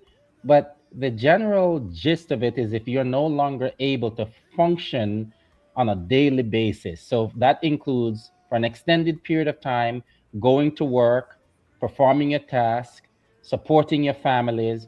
If the nightmares continues, if the PTSD sets in, and you're not able to engage in daily functions, right? If your ability to think strategically, to eat, to sleep, to take care of your children and grandchildren, get up and do the daily grunt for an extended period of time. It's not unusual for a short term for a person to become incapacitated, but when they're for an extended period of time, where weeks turns into months, and they're no longer able to get up out of the bed, take showers, eat their food, go to work, pray, all of the things that's generally required, then you know that a person sort of crossed the threshold of normal grief into something more clinical, Mhm. something more clinical that they're not able to function on a daily basis. Family members are usually able to identify that. The person stopped talking, they're shutting down, they're overeating, they're undereating, they're oversleeping, they're undersleeping, not able, their memories seem to be shot, they seem to be disengaged, they're talking to themselves, or they're crying, they're these crying spells that they're constantly crying. So those are some of the signs and symptoms. There may be suicidal thoughts, there may be, right, all of those things may become pervasive. And usually that's when you sort of know that a person needs that next layer of clinical support, where, by the way, pastors, and I talk about this oftentimes, every profession have its boundaries. Families have their boundaries as to what they can do. The pastors have their boundaries as to what they can do. In this case, this conversation, the chaplains have their boundaries as to what they can do. And all of us must operate and understand when this thing that we're seeing is beyond the boundaries of our professional scope, and really seek additional mental health, clinical health, medical health in some cases, for those that we support. So Let while me, I have the mic, go ahead. I yeah, was let going to me. ask Dr. Ball to tackle this question while his mic is still unmuted. Sure. But go ahead. Who was about to speak? Yeah, I just want to let us know that sometimes we are too theological, and then we miss the very simple things. What everybody said so far is great, but the very first sign of grief is the person lost something. Once you know they've lost something, of course you know grief is going to set in. And so as a chaplain, don't wait to see the danger. Don't wait to see the seriousness of the problem before you step in. And again, grief is not just losing somebody. If you lost anything of value, you are going to grieve. And as a chaplain, once you know that somebody has lost something of value, please step right in. Don't wait for PTSD to set in before you minister. Thank you. That's all. Awesome, awesome. Looks like that question is answered, Dr. Ball. We had one just now. You think you want to go? You want to tackle that? Tell me the question. Tell me the question. Let me give you it back. How can we ensure that families who have suffered such devastating loss continue to receive love and support long after the 3 days of mourning and public attention fades? Yeah, this is where, and I think that's a great question. And there's something very, I don't want to say sick, but something very terrible about our lack of attention, sustained attention to suffering. And this is where actually the conversation, I believe it's one of the, the title of this evening, of following the pain long enough, right? Of following, right? And there's something to be said about when the cameras get turned off. There's something to be said about when folks go to their own houses and the flowers no longer comes, and the letters or whatever it is and the text messages. Grief usually feels the greatest where there is silence. If you've ever lost someone that you've loved, yeah, it's in the middle of the night when you're by yourself. Now, because you're stuck with the memories and all of that, which is why on a strategic, spiritual, mental, psychological level, we have to raise serious questions about what does the infrastructure looks like. And scripture says that when Jesus says, I will not leave you, neither will I forsake you, but lo, I am with you till the very end. What that really means is that I'm going to be there in the silence. And one of the problems is that we show up to go look at the remains. We show up to in those crucible moments, and that's fine. But most people don't even remember who are the people that were there. I mean, they're so discombobulated and so floored with suffering, they can't even tell you who was there and what happened. But what they oftentimes will remember is a person who knocked on their front door and said, here's some soup, and sit with them. And so to go back to the clergy, to go back to the clinicians, to go back to the neighbors and the friends, to go back to the chaplains, this is what a theology of care looks like.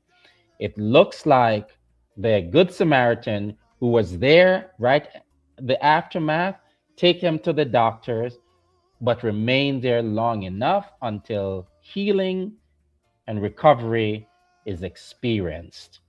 Long enough, if you ever had like a sprained ankle and you're like hobbling and hobbling and hobbling and hobbling and hobbling and hobbling, and then one day you're walking out and you step down from like 3 flights of stairs and you're like, wait, I don't feel it as much anymore. Healing takes place when you stay long enough for a person to say, I don't feel it as much anymore. Yes. Yes. Well said, well said, well said. But I'll tell you what, the children are different. I believe the children are different. So I'm going to ask Archbishop Owen, children often grieve differently than adults, right? What should parents, teachers, and churches understand about grieving children? Grieving children sometimes are mistakenly treated as miniature adults. The same paradigm of therapy that is applied to adults don't always work with children. You have to remember that children are living in You can remember when we were little children, how everything and everyone seemed to be so huge and so tall and so grandiose.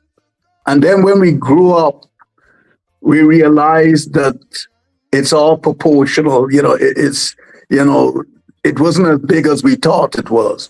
Well, that should be our guide when we are ministering to children in grief situations. Their grief is magnified.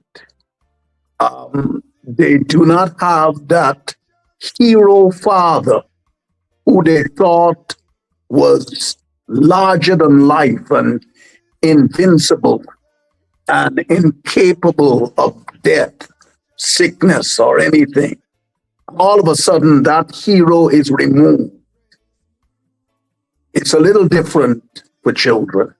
So we have to begin to engage them where they are and to even admit that we do not have the answers and seek professional alignment, professional allies such as child psychologists who are trained in pediatric and puerile, grief and that kind of thing, to help them to deal with grief within their sphere of reality. So I think it was your esteemed professor who said that, different people have different grief journeys and we must engage them accordingly. It applies to children as well. We have to get into that world of that young child and speak to them the language and in the language that they speak and the reality that they embrace and take it from there. For sure. That's my best advice. I've taken that, but I'll take some more from Dr. Ball. Yeah, that includes, thank you, my brother, and that's well said. Children experience the world first and foremost through play.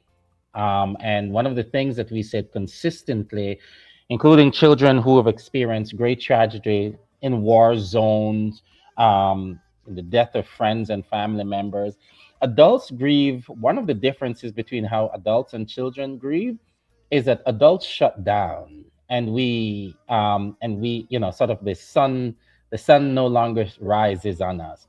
And sometimes we project that on children. Children actually experience the world. The same thing is in the classroom through play. And so one of the mistakes we sometimes make is preventing children from playing. And so I'm not talking about play therapy. I'm talking about play as therapeutic. That is, children experience healing and recovery, not necessarily by sitting down and talking, though there's a place for that, but by really through play. And the point on talking, by the time children are 5, they understand what the three universal things about death. Death is permanent.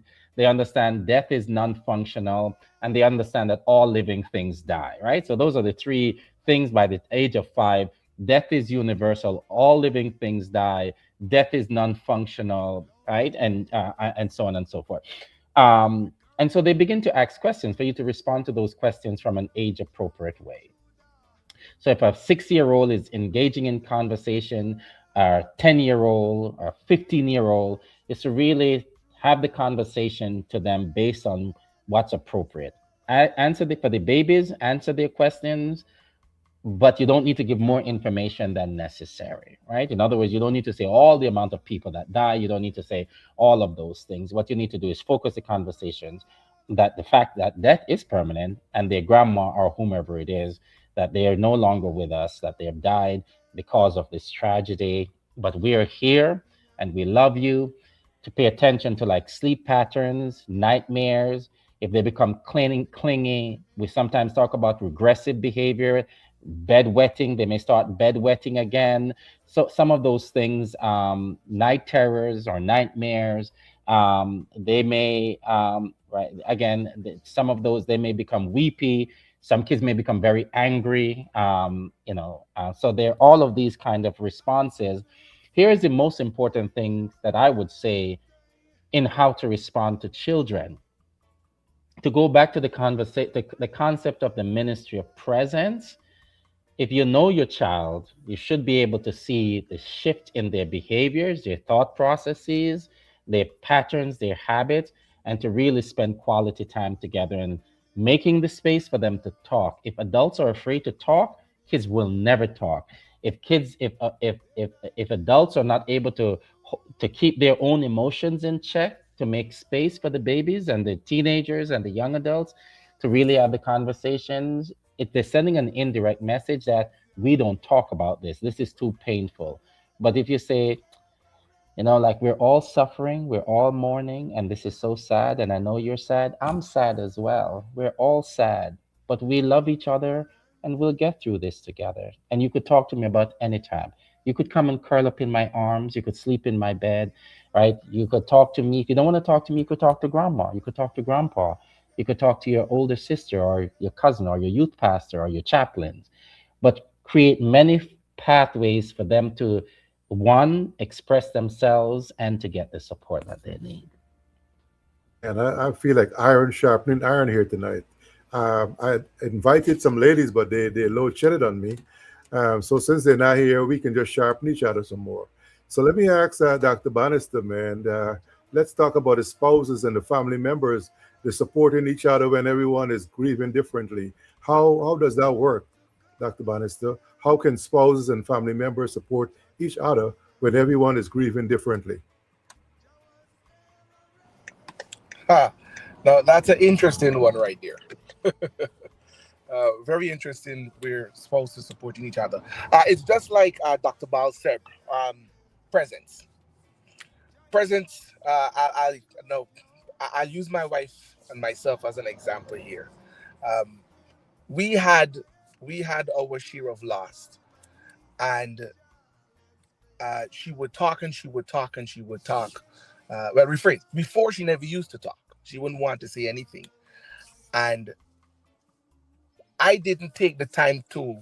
When I'm saying I didn't take the time, I did not pressure her immediately into talking, but I stayed there. I made my presence known. That's one. Two, when the time came that she wanted to talk, I allowed her to speak. We didn't go into blaming or any of that, but you just give the ear uh, so that she can speak. Vice versa, she allowed her ear so I can speak. Um, those are the two main things from what I know, outside of going out and getting therapy, but we're talking about supporting each other. One, being there, making your presence known, just allowing the other spouse to be able to speak when they're ready without pressuring them. Because sometimes we will pressure someone to speak, and that now can just cause the person to bottle up more, to pull in their shell more, to separate themselves, and that is not what you want. So you create that environment where the person is able to speak when they are ready to speak. And then at the same time, um, sometimes we get into couples might get into the habit of trying to either blame themselves or blame the other party. uh, Refrain from things like that, uh, in terms of pushing the blame on the other side, or even trying to take the blame on your own self and saying, if I had done this, then this wouldn't have happened. Yes, but at this moment, to hold that unity and to be there for each other, put all of that aside. Because the same way how you can say you're taking the blame, I can say I'll take the blame. But by saying, you know what, it's not your fault, it's not my fault, it gives the couple that reassurance that we are still one, we are still in unity, we're still supporting each other, we're still here for each other. So like I said, where myself and wife are concerned, we had our share of loss, and she tried to blame herself. I tried to blame myself, but we turned to each other. It was like, this is not your fault. This is not my fault. We're here for each other. We support each other. Awesome, awesome. I want to say good night to a lady who is doing big things in the world. My president of Caribbean Girls Mission of Hope is Rhonda Ben Valero. Good night to you. Good night to GT the boss. Good night to Adele Chesney and Karen Kilkenny. She's a pastor over there in Georgetown. Lucretia Joseph, good night to you. And we have a question coming in from YouTube. I want to throw it to any of you. Many families have lost the breadwinner of the home. Will there be financial and other forms of support from the churches other than religious and civic organizations?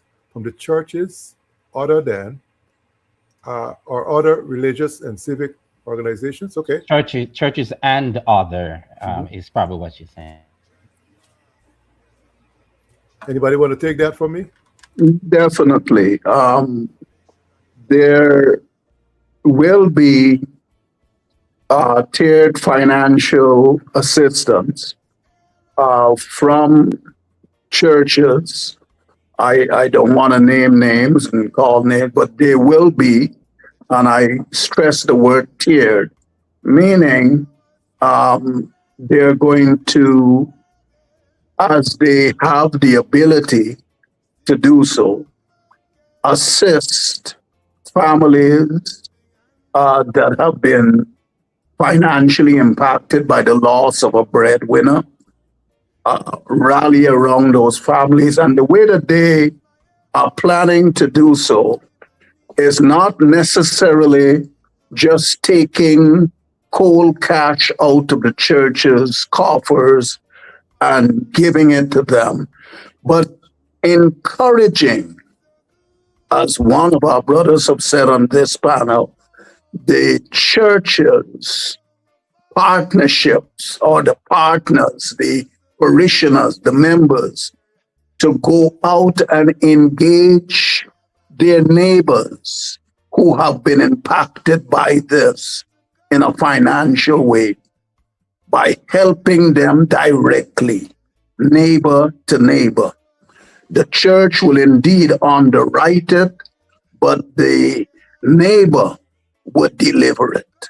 So it would not be a bureaucracy, a bureaucratic kind of a help, but it will be personable, it will be relational. So yes, there are already plans to do that. Awesome, awesome. Thank you guys, those of you on YouTube who are just watching and not saying anything. I'd love to hear from you. You can ask some questions. I'm trying to keep these guys no longer than 2 hours, but it looks like I got 6 minutes more to go. Any of you have to leave before? Anyone, if you, is it okay to keep you guys longer than 2 hours? Thank you, Dr. Ball. How about you, Archbishop? Well, I'm married to a very young wife.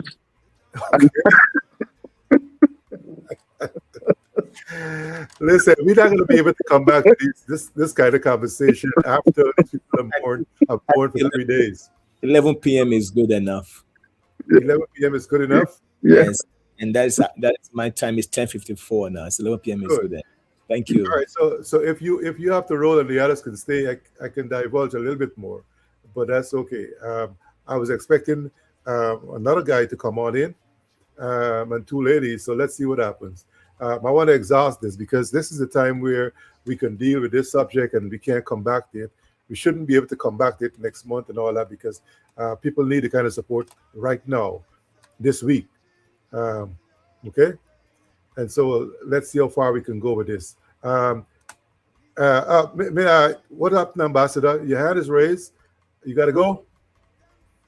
I was waiting for quite a while since the question pertaining to the longevity in terms of counseling for persons who were grieving. The question that was asked by, I think, Ms. Desiree. I think Bishop Ball did with it, but I would like to add a little bit to it in terms of partnership. Bishop just spoke about partnership. be it with um, NGOs, government, and other persons. Like, for instance, as a promoter, you have an event and you're preparing for this event the way how you presented everybody's excited to want to be there. You get everything in place, and the promotion and the event is actually the day. Everything went well, everybody had a good time. And when it is done, you left to do everything. Do the breaking down, you do the packing up, do the checks and balances. Everybody gone the merry way, and you left in the bad up. This what I'm saying to say. When the cameras are rolling and people feel by everybody thinking so much in numbers and everything, everybody want to be a part. But when all of that is done, what happens to the person who is grieving? When the camera is no longer rolling and the lights are out, what happens? In my estimation, some of the advice I would like to offer here is victims are offer individual persons to stick with them rather than, or maybe we have volunteer to say, well, X family X, I will be with them throughout. Whereas NGOs, government, whoever else, they would offer assistance. The people relate to me, I relate to these bodies, and we get, as time progresses, whatever need is needed, we're there. They're there to offer that assistance. So it's like a relay we running, so that nobody don't get drained and frustrated because me pocket thin. I can't really carry out to this thing, and then you start, oh man, she asks us something, and they say, man, you again, that kind of way. So I would suggest, humbly suggest, to the partnership kind of way of person volunteering, the support with a particular family through it all until, like Bishop Ball says, when you realize you start walking on the foot, you say, hey, but I feel it like how I used to feel it before. You know what I mean? And we stick with that. Lastly, since I have the floor right now, I've seen on social media countless times how persons ignorantly deal with persons' pain. And that is because of the fact that they're not trained. Like I said, they did it out of ignorance, simply meaning that it's something they don't know. It's not anything to embarrass you that you went to school for. You're just saying, no, all we ignorant of something or the other. So I would just like to offer a few pointers, if you will let me. Moderator who's doing an excellent job here on the panel tonight. And this is for our viewers on social media. What not to ask a grieving person or family? Take note. One, I know exactly how you feel. You don't. Were you there in their position at the time when it happened, how it happened, to know how they feel or how that particular situation feels? Because everyone experiences grief differently. One. Number two, they are better. They're in a better place. When somebody's deceased, we say, oh, well, the Lord knows best. These are things, no, you don't. Because while this may reflect your belief, it's not bringing comfort at the moment to the grieving person. Number three, everything happens for a reason. I just said that. We said these things to people ignorantly. At least they live a long life. What? No, sir. Any loss can be deeply painful regardless of age. So, you just can't tell people that. What some of the things you can ask, though, what you can say to them is like, I'm so sorry for your loss. That is a more, acceptable, word to comfort someone who's in grief. I'm here for you. I don't have the right words, but I care about you. Your loved one will remember you. You know what I mean? I'm praying for you and your family. These are words we can use to people. So you don't offer your top of your head, you just feel, this is how I feel about it, and this is what you tell the person. Think long and hard before you mention stuff like this to hurting people. And that's just my 2 cents, basically, what I would I like to like say. that. I'm glad you dropped it in because I was going to ask Bishop Money that before he leaves out. And so I'm glad you tackled that. So when he comes, ask him something else. Anything to add to that, Dr. Ball? And Archbishop, Dr. Manis? Yeah, there's some. I'm getting back here. There's some really good. My brother SD. Um, can you hear me? Okay, that's better now. Yeah. Yeah. So, saying things like, look, do you remember there's to go back to scripture, there's a passage in the Old Testament where Joseph, after having been, sold into, tossed into a pit, sold into slavery, accused of, inappropriate behaviors, tossed into prison, and when his brothers finally came around, I'm gonna make a connection here. When his brothers finally came around, and he looked at them, and he went into a corner, and he buried his face into the wall and in his hands, and he wept. And then he came back and he says, "You meant it for evil, but God meant it for good." I want you to bracket that space there in terms of what Kester is really saying. One of the worst things that we can do is try to give people meaning for why they've suffered loss, especially if those meanings is not sitting well with them. Those meanings must be derived. They must arrive at those, like Joseph arrived at his own meaning. Viktor Frankl, in his book Man's Search for Meaning, talks about survival after a tragedy really is contingent on the meaning that springs from within. The meaning that springs from within. And all the things that Kester just said, it's people's poor attempt to support. Go back to Job, who told all of his friends that they're miserable comforters, which of course is like an oxymoron. You can't be a comforter and being miserable at the same time. What Job was really saying is that whatever you're trying to do to comfort me, it's not landing, it's not working. They supported much better when they shut their mouth, when they were quiet. And so Kester is on point. Rather than giving meaning, why don't you say, "I'm sorry, I can't imagine, I am here. What do you need? Here's what I can offer. I'm going to stay here." I was on a program not long ago of a person who was diagnosed with cancer, and three of her best friends packed some little bags and they moved in and they cooked and they cleaned and they did everything for them. What's needed is presence, not wisdom. If people remember what you said to them when they were going through their worst moments, there's a very good chance you said something that you had no business saying, and it hurt them, which added to their suffering. No, it's right there. No, it's right there. Bishop Picamoni, you want to give your last before you dip on out and leave us? Tell us where we can find you, where folks can become chaplain candidates before you go to bed with your young wife too, I suppose. I appreciate that. Thank you. Thank you, everyone, for meeting you guys. You guys are awesome, wonderful. And for the education, it's highly appreciated. Thank you. You can look me up at wdcog.com.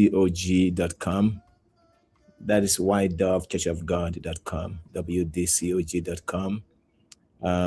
For this purpose, we can give training to chaplains who are interested for free to be able to train some people to go out there. I may not be able to make that trip this time, but I can train some people through, online, and train as many as we can. So if DJ Queen can help me collect those who are interested in taking the chaplaincy training, I'll be happy to, and you'll be certified as well at the end of the session. Again, my name is Dr. Alexander Ekomoni, and thank you so much for having me. God bless you. Thank you, Dr. Kamoni. This is for the folks in Guyana. You heard it. If you need a training for becoming a chaplain, is available to now virtually. You can definitely be part of the training session now because of this tragedy. So please reach out to me. My number is down to the bottom. If you didn't hear what Bishop said, you can actually get the playback, or you can definitely call me or WhatsApp me so I can put you in contact with these esteemed gentlemen that you can be trained and be certified to be chaplains. You folks in Guyana, South America. Thank you so much, Bishop. Good morning. Have a great night, and say good night to Lady Angela for me, please. Will do. God bless you again. Bye for now. Awesome. All right, we're talking here about the MV Barima, and I wanted to exhaust all I can on this subject. Dr. Ball is a busy man too, and I want to definitely utilize his expertise as a clinician, as a pastor, as a chaplain, threefold, as a father. It's so many folds. I mean, so I'm grateful that you were able to stay a little longer. And anyone of you have to leave, just raise your hand. Let me see who needs to bow out. I'll try to, you got to go. Right here. Likewise. Cassidy has to go. Yeah, I got a very long day tomorrow, so. All right. So any last from you, Cassidy? You're leaving me. No.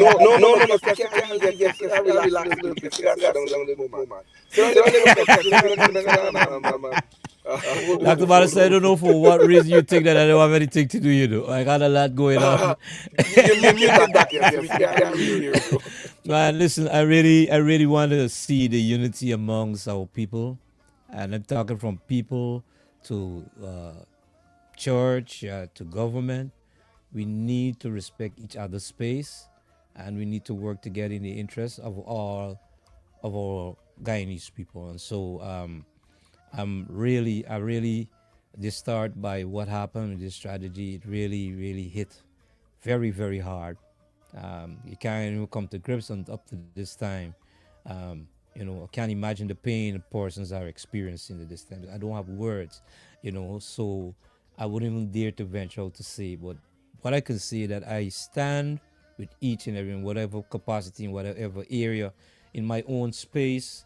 I'm receiving a lot of call, and I'm talking with people for hours on the phone, and that in itself, there's no camera rolling there to record what I'm doing, but God knows, the people who I'm dealing with knows, and so I was just asking you for your prayers as well, so that God will give me the strength to deal with what I got to deal with.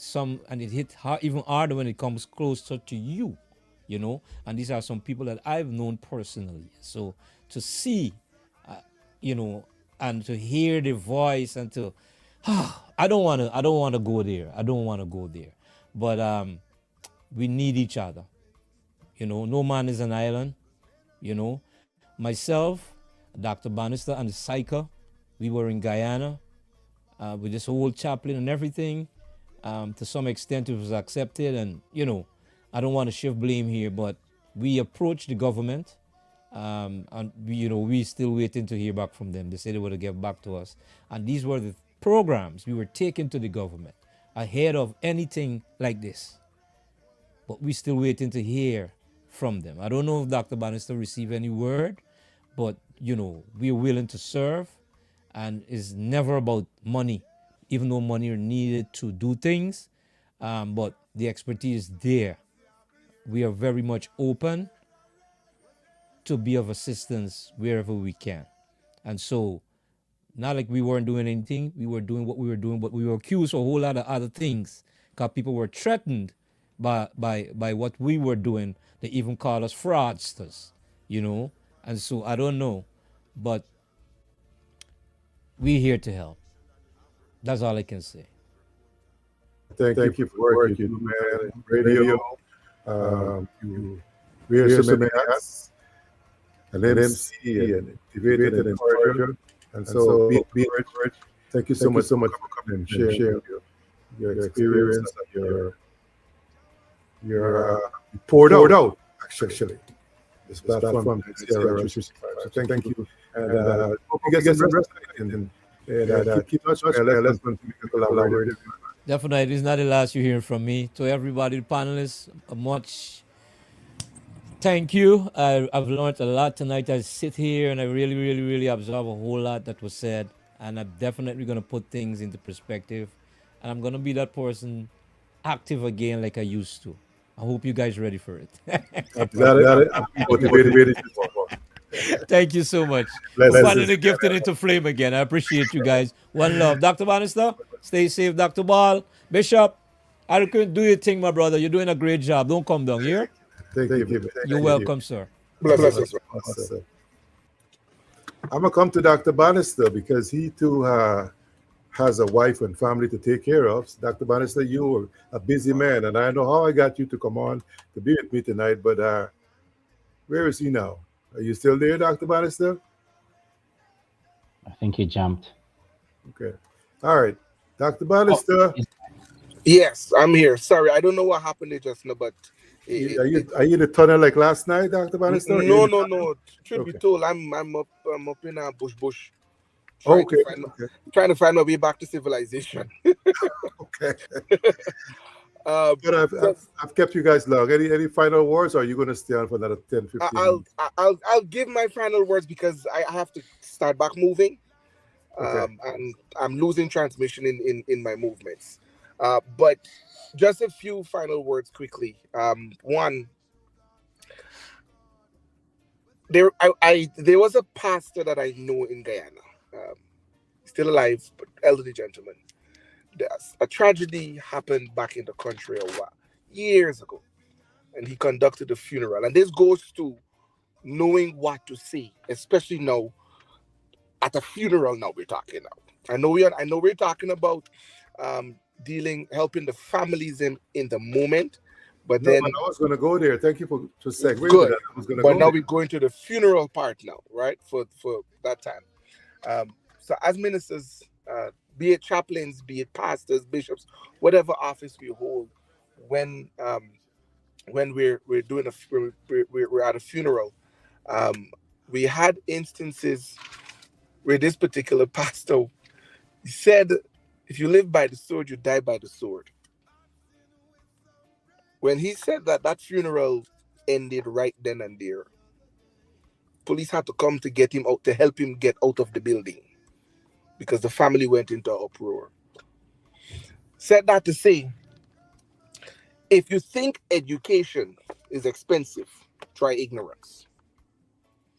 As ministers, pastors, chaplains, evangelists, reverend, bishop, archbishop, even down to Sunday school teachers or the usher of the church, education is very, very, very important. Yes, folks may say as pastors, you have to go and do all of these biblical studies and stuff, and it's good that you should take a few counseling classes to know how to counsel people and what to say from what not to say, when to speak from when not to speak, when to keep quiet, and all of these different things. It is good as well for the rest of the church. It is good for the rest of the church. I remember my pastor before he died, because I grew up Assemblies of God.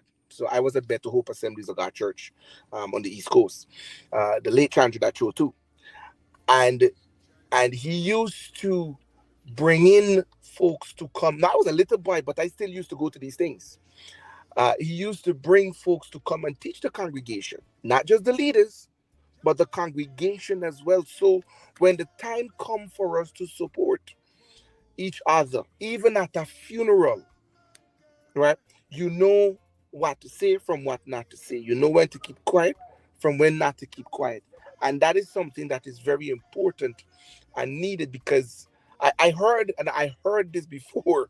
I don't know how true it is, but they say that when you tell a Guyanese, this is what I heard somebody said. They said when you tell a Guyanese that, well, my brother died, they're gonna turn around and move it from from sympathizing with your loss and making it their loss and telling you about their loss. No, you can't do that. A friend of mine just lost his mother. I can't say to him, I know what you're feeling. I still have my mother. he no longer has his mother. At that moment, the most I can say is, I do not know how you feel. I will not attempt to pretend as if I know how you feel, but I am here to support you in any way possible. In any way possible. Simple things like those, right? Um, and and and giving giving the leadership and the members. Now, I know I love leaderships of churches, but I'm more like the members themselves. When I say I'm more like the members themselves, because it's like I started, the 30 individuals, they have something to do, but you have the other 70 who's hungry. They're hungry to do something. And things like situations like these is where these 70 comes in. See, these are the 70 now that we can say, you know what?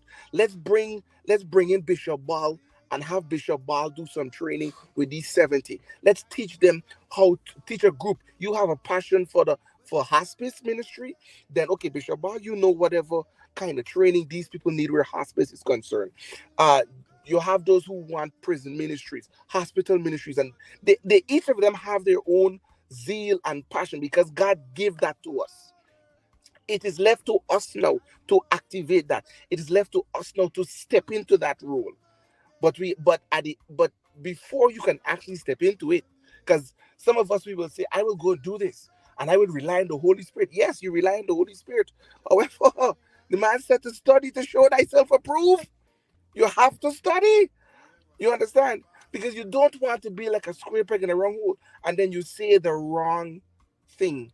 Instead of you making matters better, you're making it worse. So if you think education is expensive, try ignorance. I learned this from a small boy growing up.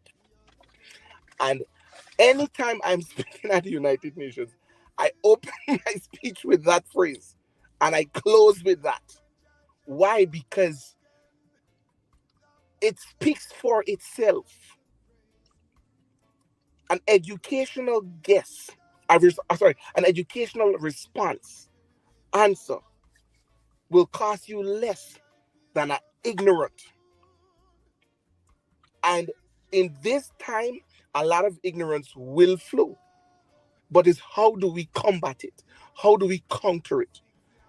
Within our scope, now within our parameters, as ministers, as the church, because this is a time where the people will, folks are not going to lean really to government and to government like that for anything. We know that. This is the time where people usually come and find themselves at the cross. They find themselves at the feet of Jesus and they're saying, God, why? Hoping that God can give, hoping that they can get some kind of answer. These are the times where, as church leaders, we take that time to prepare our members. Like I said in the beginning, we're preparing our members not to warm the pews of the church, but to go out and become those marketplace ministers.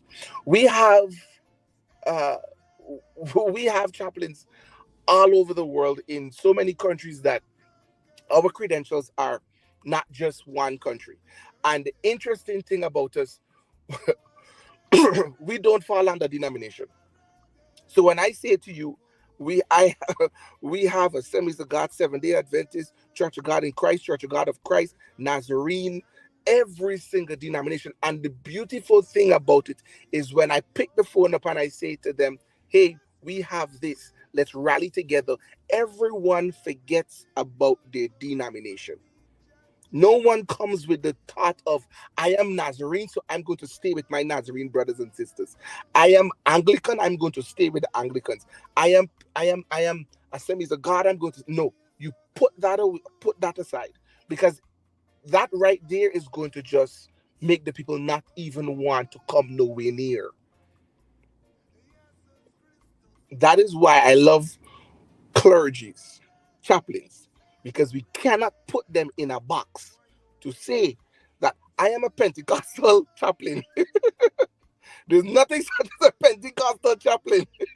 Because when they hire you, for example, if you are a voluntary chaplain or a paid chaplain, whichever one you're going as, they're not gonna ask you. So you're an Adventist or you're a Nazarene. Which one are you? No, they don't ask you that. And Hmm. and denomination is something that we want to take out. And this is not a time to speak denomination. Yeah, yeah. One thing, I wonder if there was a chaplain on that MV Barima, because I learned that one guy gave a lady the Venlin to hold on to, and he just slipped away in the water. You know, there's a story about the four chaplains on this military ship that they celebrate every year, who took their coat off and gave to soldiers, and they stayed on the boat, four of them, and they died. They perished on the boat, but the soldiers got saved. And so I wonder if there was a chaplain amongst the MV Barama on that cold that dark night there in on the Essequibo River. But I see Dr. Ball is. I know he's worked all night, and you too, uh, Archbishop Owen.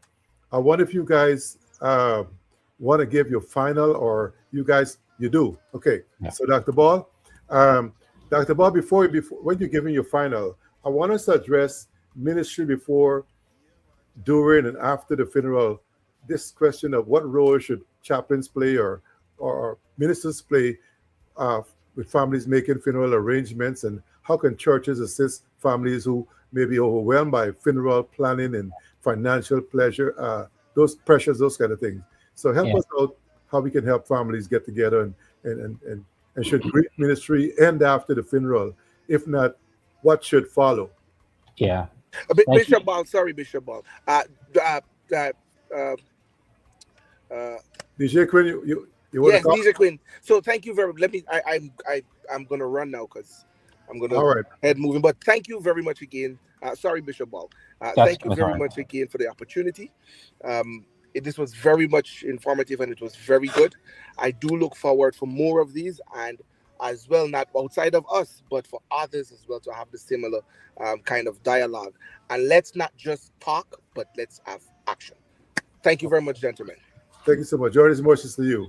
Thank you very much, my brother. I'm going to be in Guyana, I believe, in September from 24th to 27th, doing some work down there as well. I imagine this is compounded by, and the work will be compounded by this suffering, this mountain of suffering, or this river of suffering that we're seeing. The question that you ask is a really good one, and I as a member of the clergy and as a pastor for many years, and who have conducted funerals, and one of the things that I find really helpful for folks, families who are dealing with the death of a loved one, oftentimes the family is so overwhelmed by the suffering that it's really hard to sit down and plan funerals.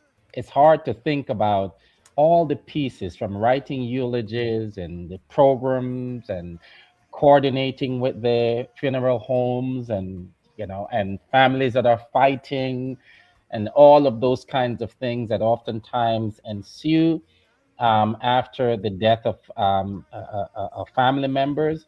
What I have found for clergy, and not just the clergy, I want to name congregations, I want to name departmental leaders and neighbors and friends, is to really come alongside. So what I find helpful is to be able to say, "Oh, we have someone in the church who is really good at writing, who is really good at this. Why don't you just draft something? They will put it in writing and give it back to you, and you could approve of it." Or I have someone who is good at designing programs. I will go with you to the department store to pick out the clothes that you're going to bury your loved ones in. You're going to the funeral homes to talk to them. I will go with you. And so, or we're going to have 10 people prepare meals, and they're going to, for the repast or whatever it is that you call it. In Jamaica, they call it nine night, and in the United States, they call it a repast. I don't know what you call it in Guyana. But, like, we're going to have people who are going to surround you, who are going to help you to really support. So that would be like during. And I talked about the after already. The after is that sustained presence, like a faucet that drips in the night. It sounds annoying, but it doesn't go away. It just keeps dripping through the night, deep into the mornings. And that's what we need. We don't need more professionals to support. We need ordinary folks, brothers and sisters and neighbors and friends, pastors and clergies and chaplains and grandparents and all of the people. Who are the people that love us? Those are the people that you really need to show up during those times. So, and then let me see, someone says, are there any debriefing sessions for chaplains, pastors after services? I think that's a really good question. One of the things that I do after my staff goes to a tragedy, I sit down with them and I debrief with them. And here's one of the benefits of that. One of the benefits of that is because, like when you sit down and listen to people and you provide support, there are stories that get stuck in your head and that grabs onto your brain, and you need someone to talk you through that. This is what happened. This is what they were said. This is how I feel about it. These are the connections that I'm making. Like, I show up to deaths oftentimes, but like when a child dies, it really hits me hard. And that's for my own reasons, my own family history, or whatever it is. For others, it may be a grandparent. For others, it may be all kinds of stuff. So different people are affected by different things that sticks to your brain. And which is why you need sounding board. You need other people who are a little bit distant from this suffering, that they could listen differently and provide support. Let me just give my closing thoughts here. DJ Quinn, Archbishop Owen, and the other brothers that were on this panel of this evening, I know all too well that on nights like these, on days like this, words are inadequate. They really are. There's not much we can say that could really provide the support. There's not much that we can do to really alleviate the suffering, but we try, and so we should. And so we should try and try and try. Offer words of encouragement, weep with those who weep, rejoice with those who rejoice, and offer our help. In some cases, tangible help, like one person says, the breadwinner is gone, now what? For those who are questioning their faith, where was God? How could God have allowed this to happen? They need spiritual guidance. For those who are in financial ruin, they need financial support. For the children can't sleep, they need support. For the mother who has lost their only child, they need support. These are difficult days, and there's no quick fix. There's no easy answer. There's no way out. We just got to go through it. And so I pray for all those who are suffering. I pray that the Lord will comfort you, and I pray that you will comfort each other. We are praying for Guyana. We're praying for all those who are suffering. The world is watching and they're weeping with you for this tragedy. God richly bless you. As I said, I'll be there in September, September 24th to 27th, doing some work down there. Take care and God bless you. Thanks for having me again, my brother. And thank you so much, Dr. Ball. What a pleasure to have you. Great nuggets, and looking forward to having more conversations with you later on. Take care. Best regards to your wife. Thank you. All right, we've been talking about MV Barima, and I have one Guyanese left with me. He is Archbishop Jason Owen, and he is one of the high-ranking persons from Guyana who serves here in the USA. And because of that, I'm going to put him in a hot seat right now because he can speak to governments. He can speak to communities. He can speak because he's like a trumpet. Don't need no permission to do that, to speak things that are positive, that are inspiring, motivational. So, Apostle, Archbishop, I want to say, you were Apostle the other day, now Archbishop. You just getting promoted and keep moving up, climbing the ladder. Congratulations to you too. If you had 1 minute to speak directly to the grieving families of the MV Barima, the tragedy boat there, and the people of Guyana during these 3 days of national mourning, what message would you leave with them? Thank you, DJ Quinn, again for having me on. I would say to the grieving family members that we do not have the slightest inkling concerning the gravity and the severity of your grief. But we know that we care about you and we're praying for you. And we're here to be present with you in whatever capacity or role necessary and possible. We want you to know that we are standing with you. We are indeed again praying for you and will continue to not only do that, but encourage others more in your proximity in Guyana, because we are in the diaspora in the Guyanese community in the United States of America, in Canada, in England, and wherever else we may be found. But we are encouraging those of us who are yet still in Guyana to rally around you, to the government, to the nation. This is a tremendous opportunity for us to, as our national, one of our national songs in its lyrics state, that we can, each of us, show what Guyana's sons and daughters can be as we go and take the higher ground of patriotism and citizenry, as we look to the truth of us all being Guyanese, not with political polarization, not with political parties of preference, but as Guyanese at this time, mourning together, comforting one another, standing with our government, standing with our citizens, standing with one another in solidarity and in common grief and mourning, seeking God's comfort together, and voluntarily making ourselves available to be God's hands outstretched to comfort the bereaved and to comfort and encourage one another. Thank you. May God continue to comfort us and bless us. I thank you, Archbishop Jason Nowen. Thank you, and may you yourself have a great night's sleep. And hope we can continue these conversations later on. Definitely, and thank you again, DJ Quinn. God bless you. God bless. All right, as we conclude tonight, let us not be the end of a conversation, but the beginning of a movement.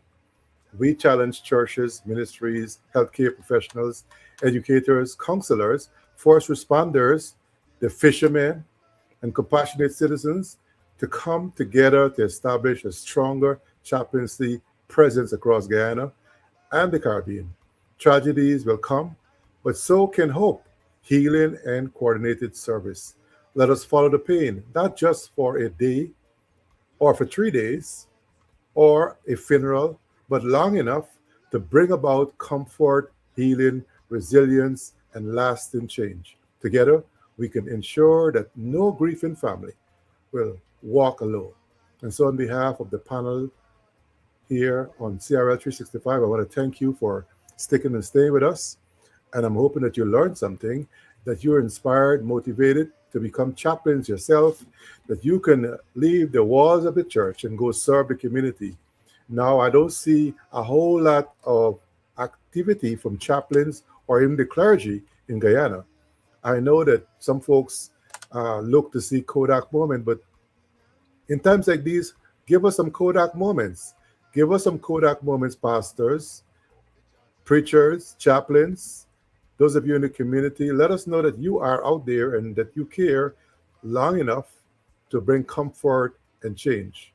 And so I'm taking this time to encourage you all that you shouldn't sit in the church and warm up the benches. You can get yourself certified as a chaplain, and you can definitely travel around the world and be of good service. It's your reasonable service to be of goodness and kindness to others. And chaplaincy allows that to happen. And so on behalf of all the chaplains, on behalf of the people who couldn't make it on here to be with us on this panel, David Hermanstein and Monica Harris and Rhonda Ben Valero and Angela Lawrence and so many others that wanted to come on but couldn't. I want to say thank you all for joining me in CRL 365 and on Facebook. Until next time, please take care of yourselves and each other and learn to swim and learn to watch out for signs of unsafe practices, even in the minibus you travel, even in the cars you rent. Look out for those things. Due diligence as you travel. Be watchful, okay? Watch for the exit. Watch for things that you can grab onto if you're traveling a boat. So please accept my condolences, my sympathy, and let us continue to cooperate to build Guyana. Know the pledge, know the national songs that we sing. Remind yourself of them again. We might be in the diaspora. We have the obligation to serve and to build Guyana. And I'm hoping that you will see it as your reasonable service to do what you can on your various platforms. So until next time, thank you once again for joining me here. I'm DJ Quinn, and this has been a great night storytelling and good conversation here on CRL 365. I hope you enjoyed this video I made for the people affected by this tragedy. Until next time, have a good night of yourselves.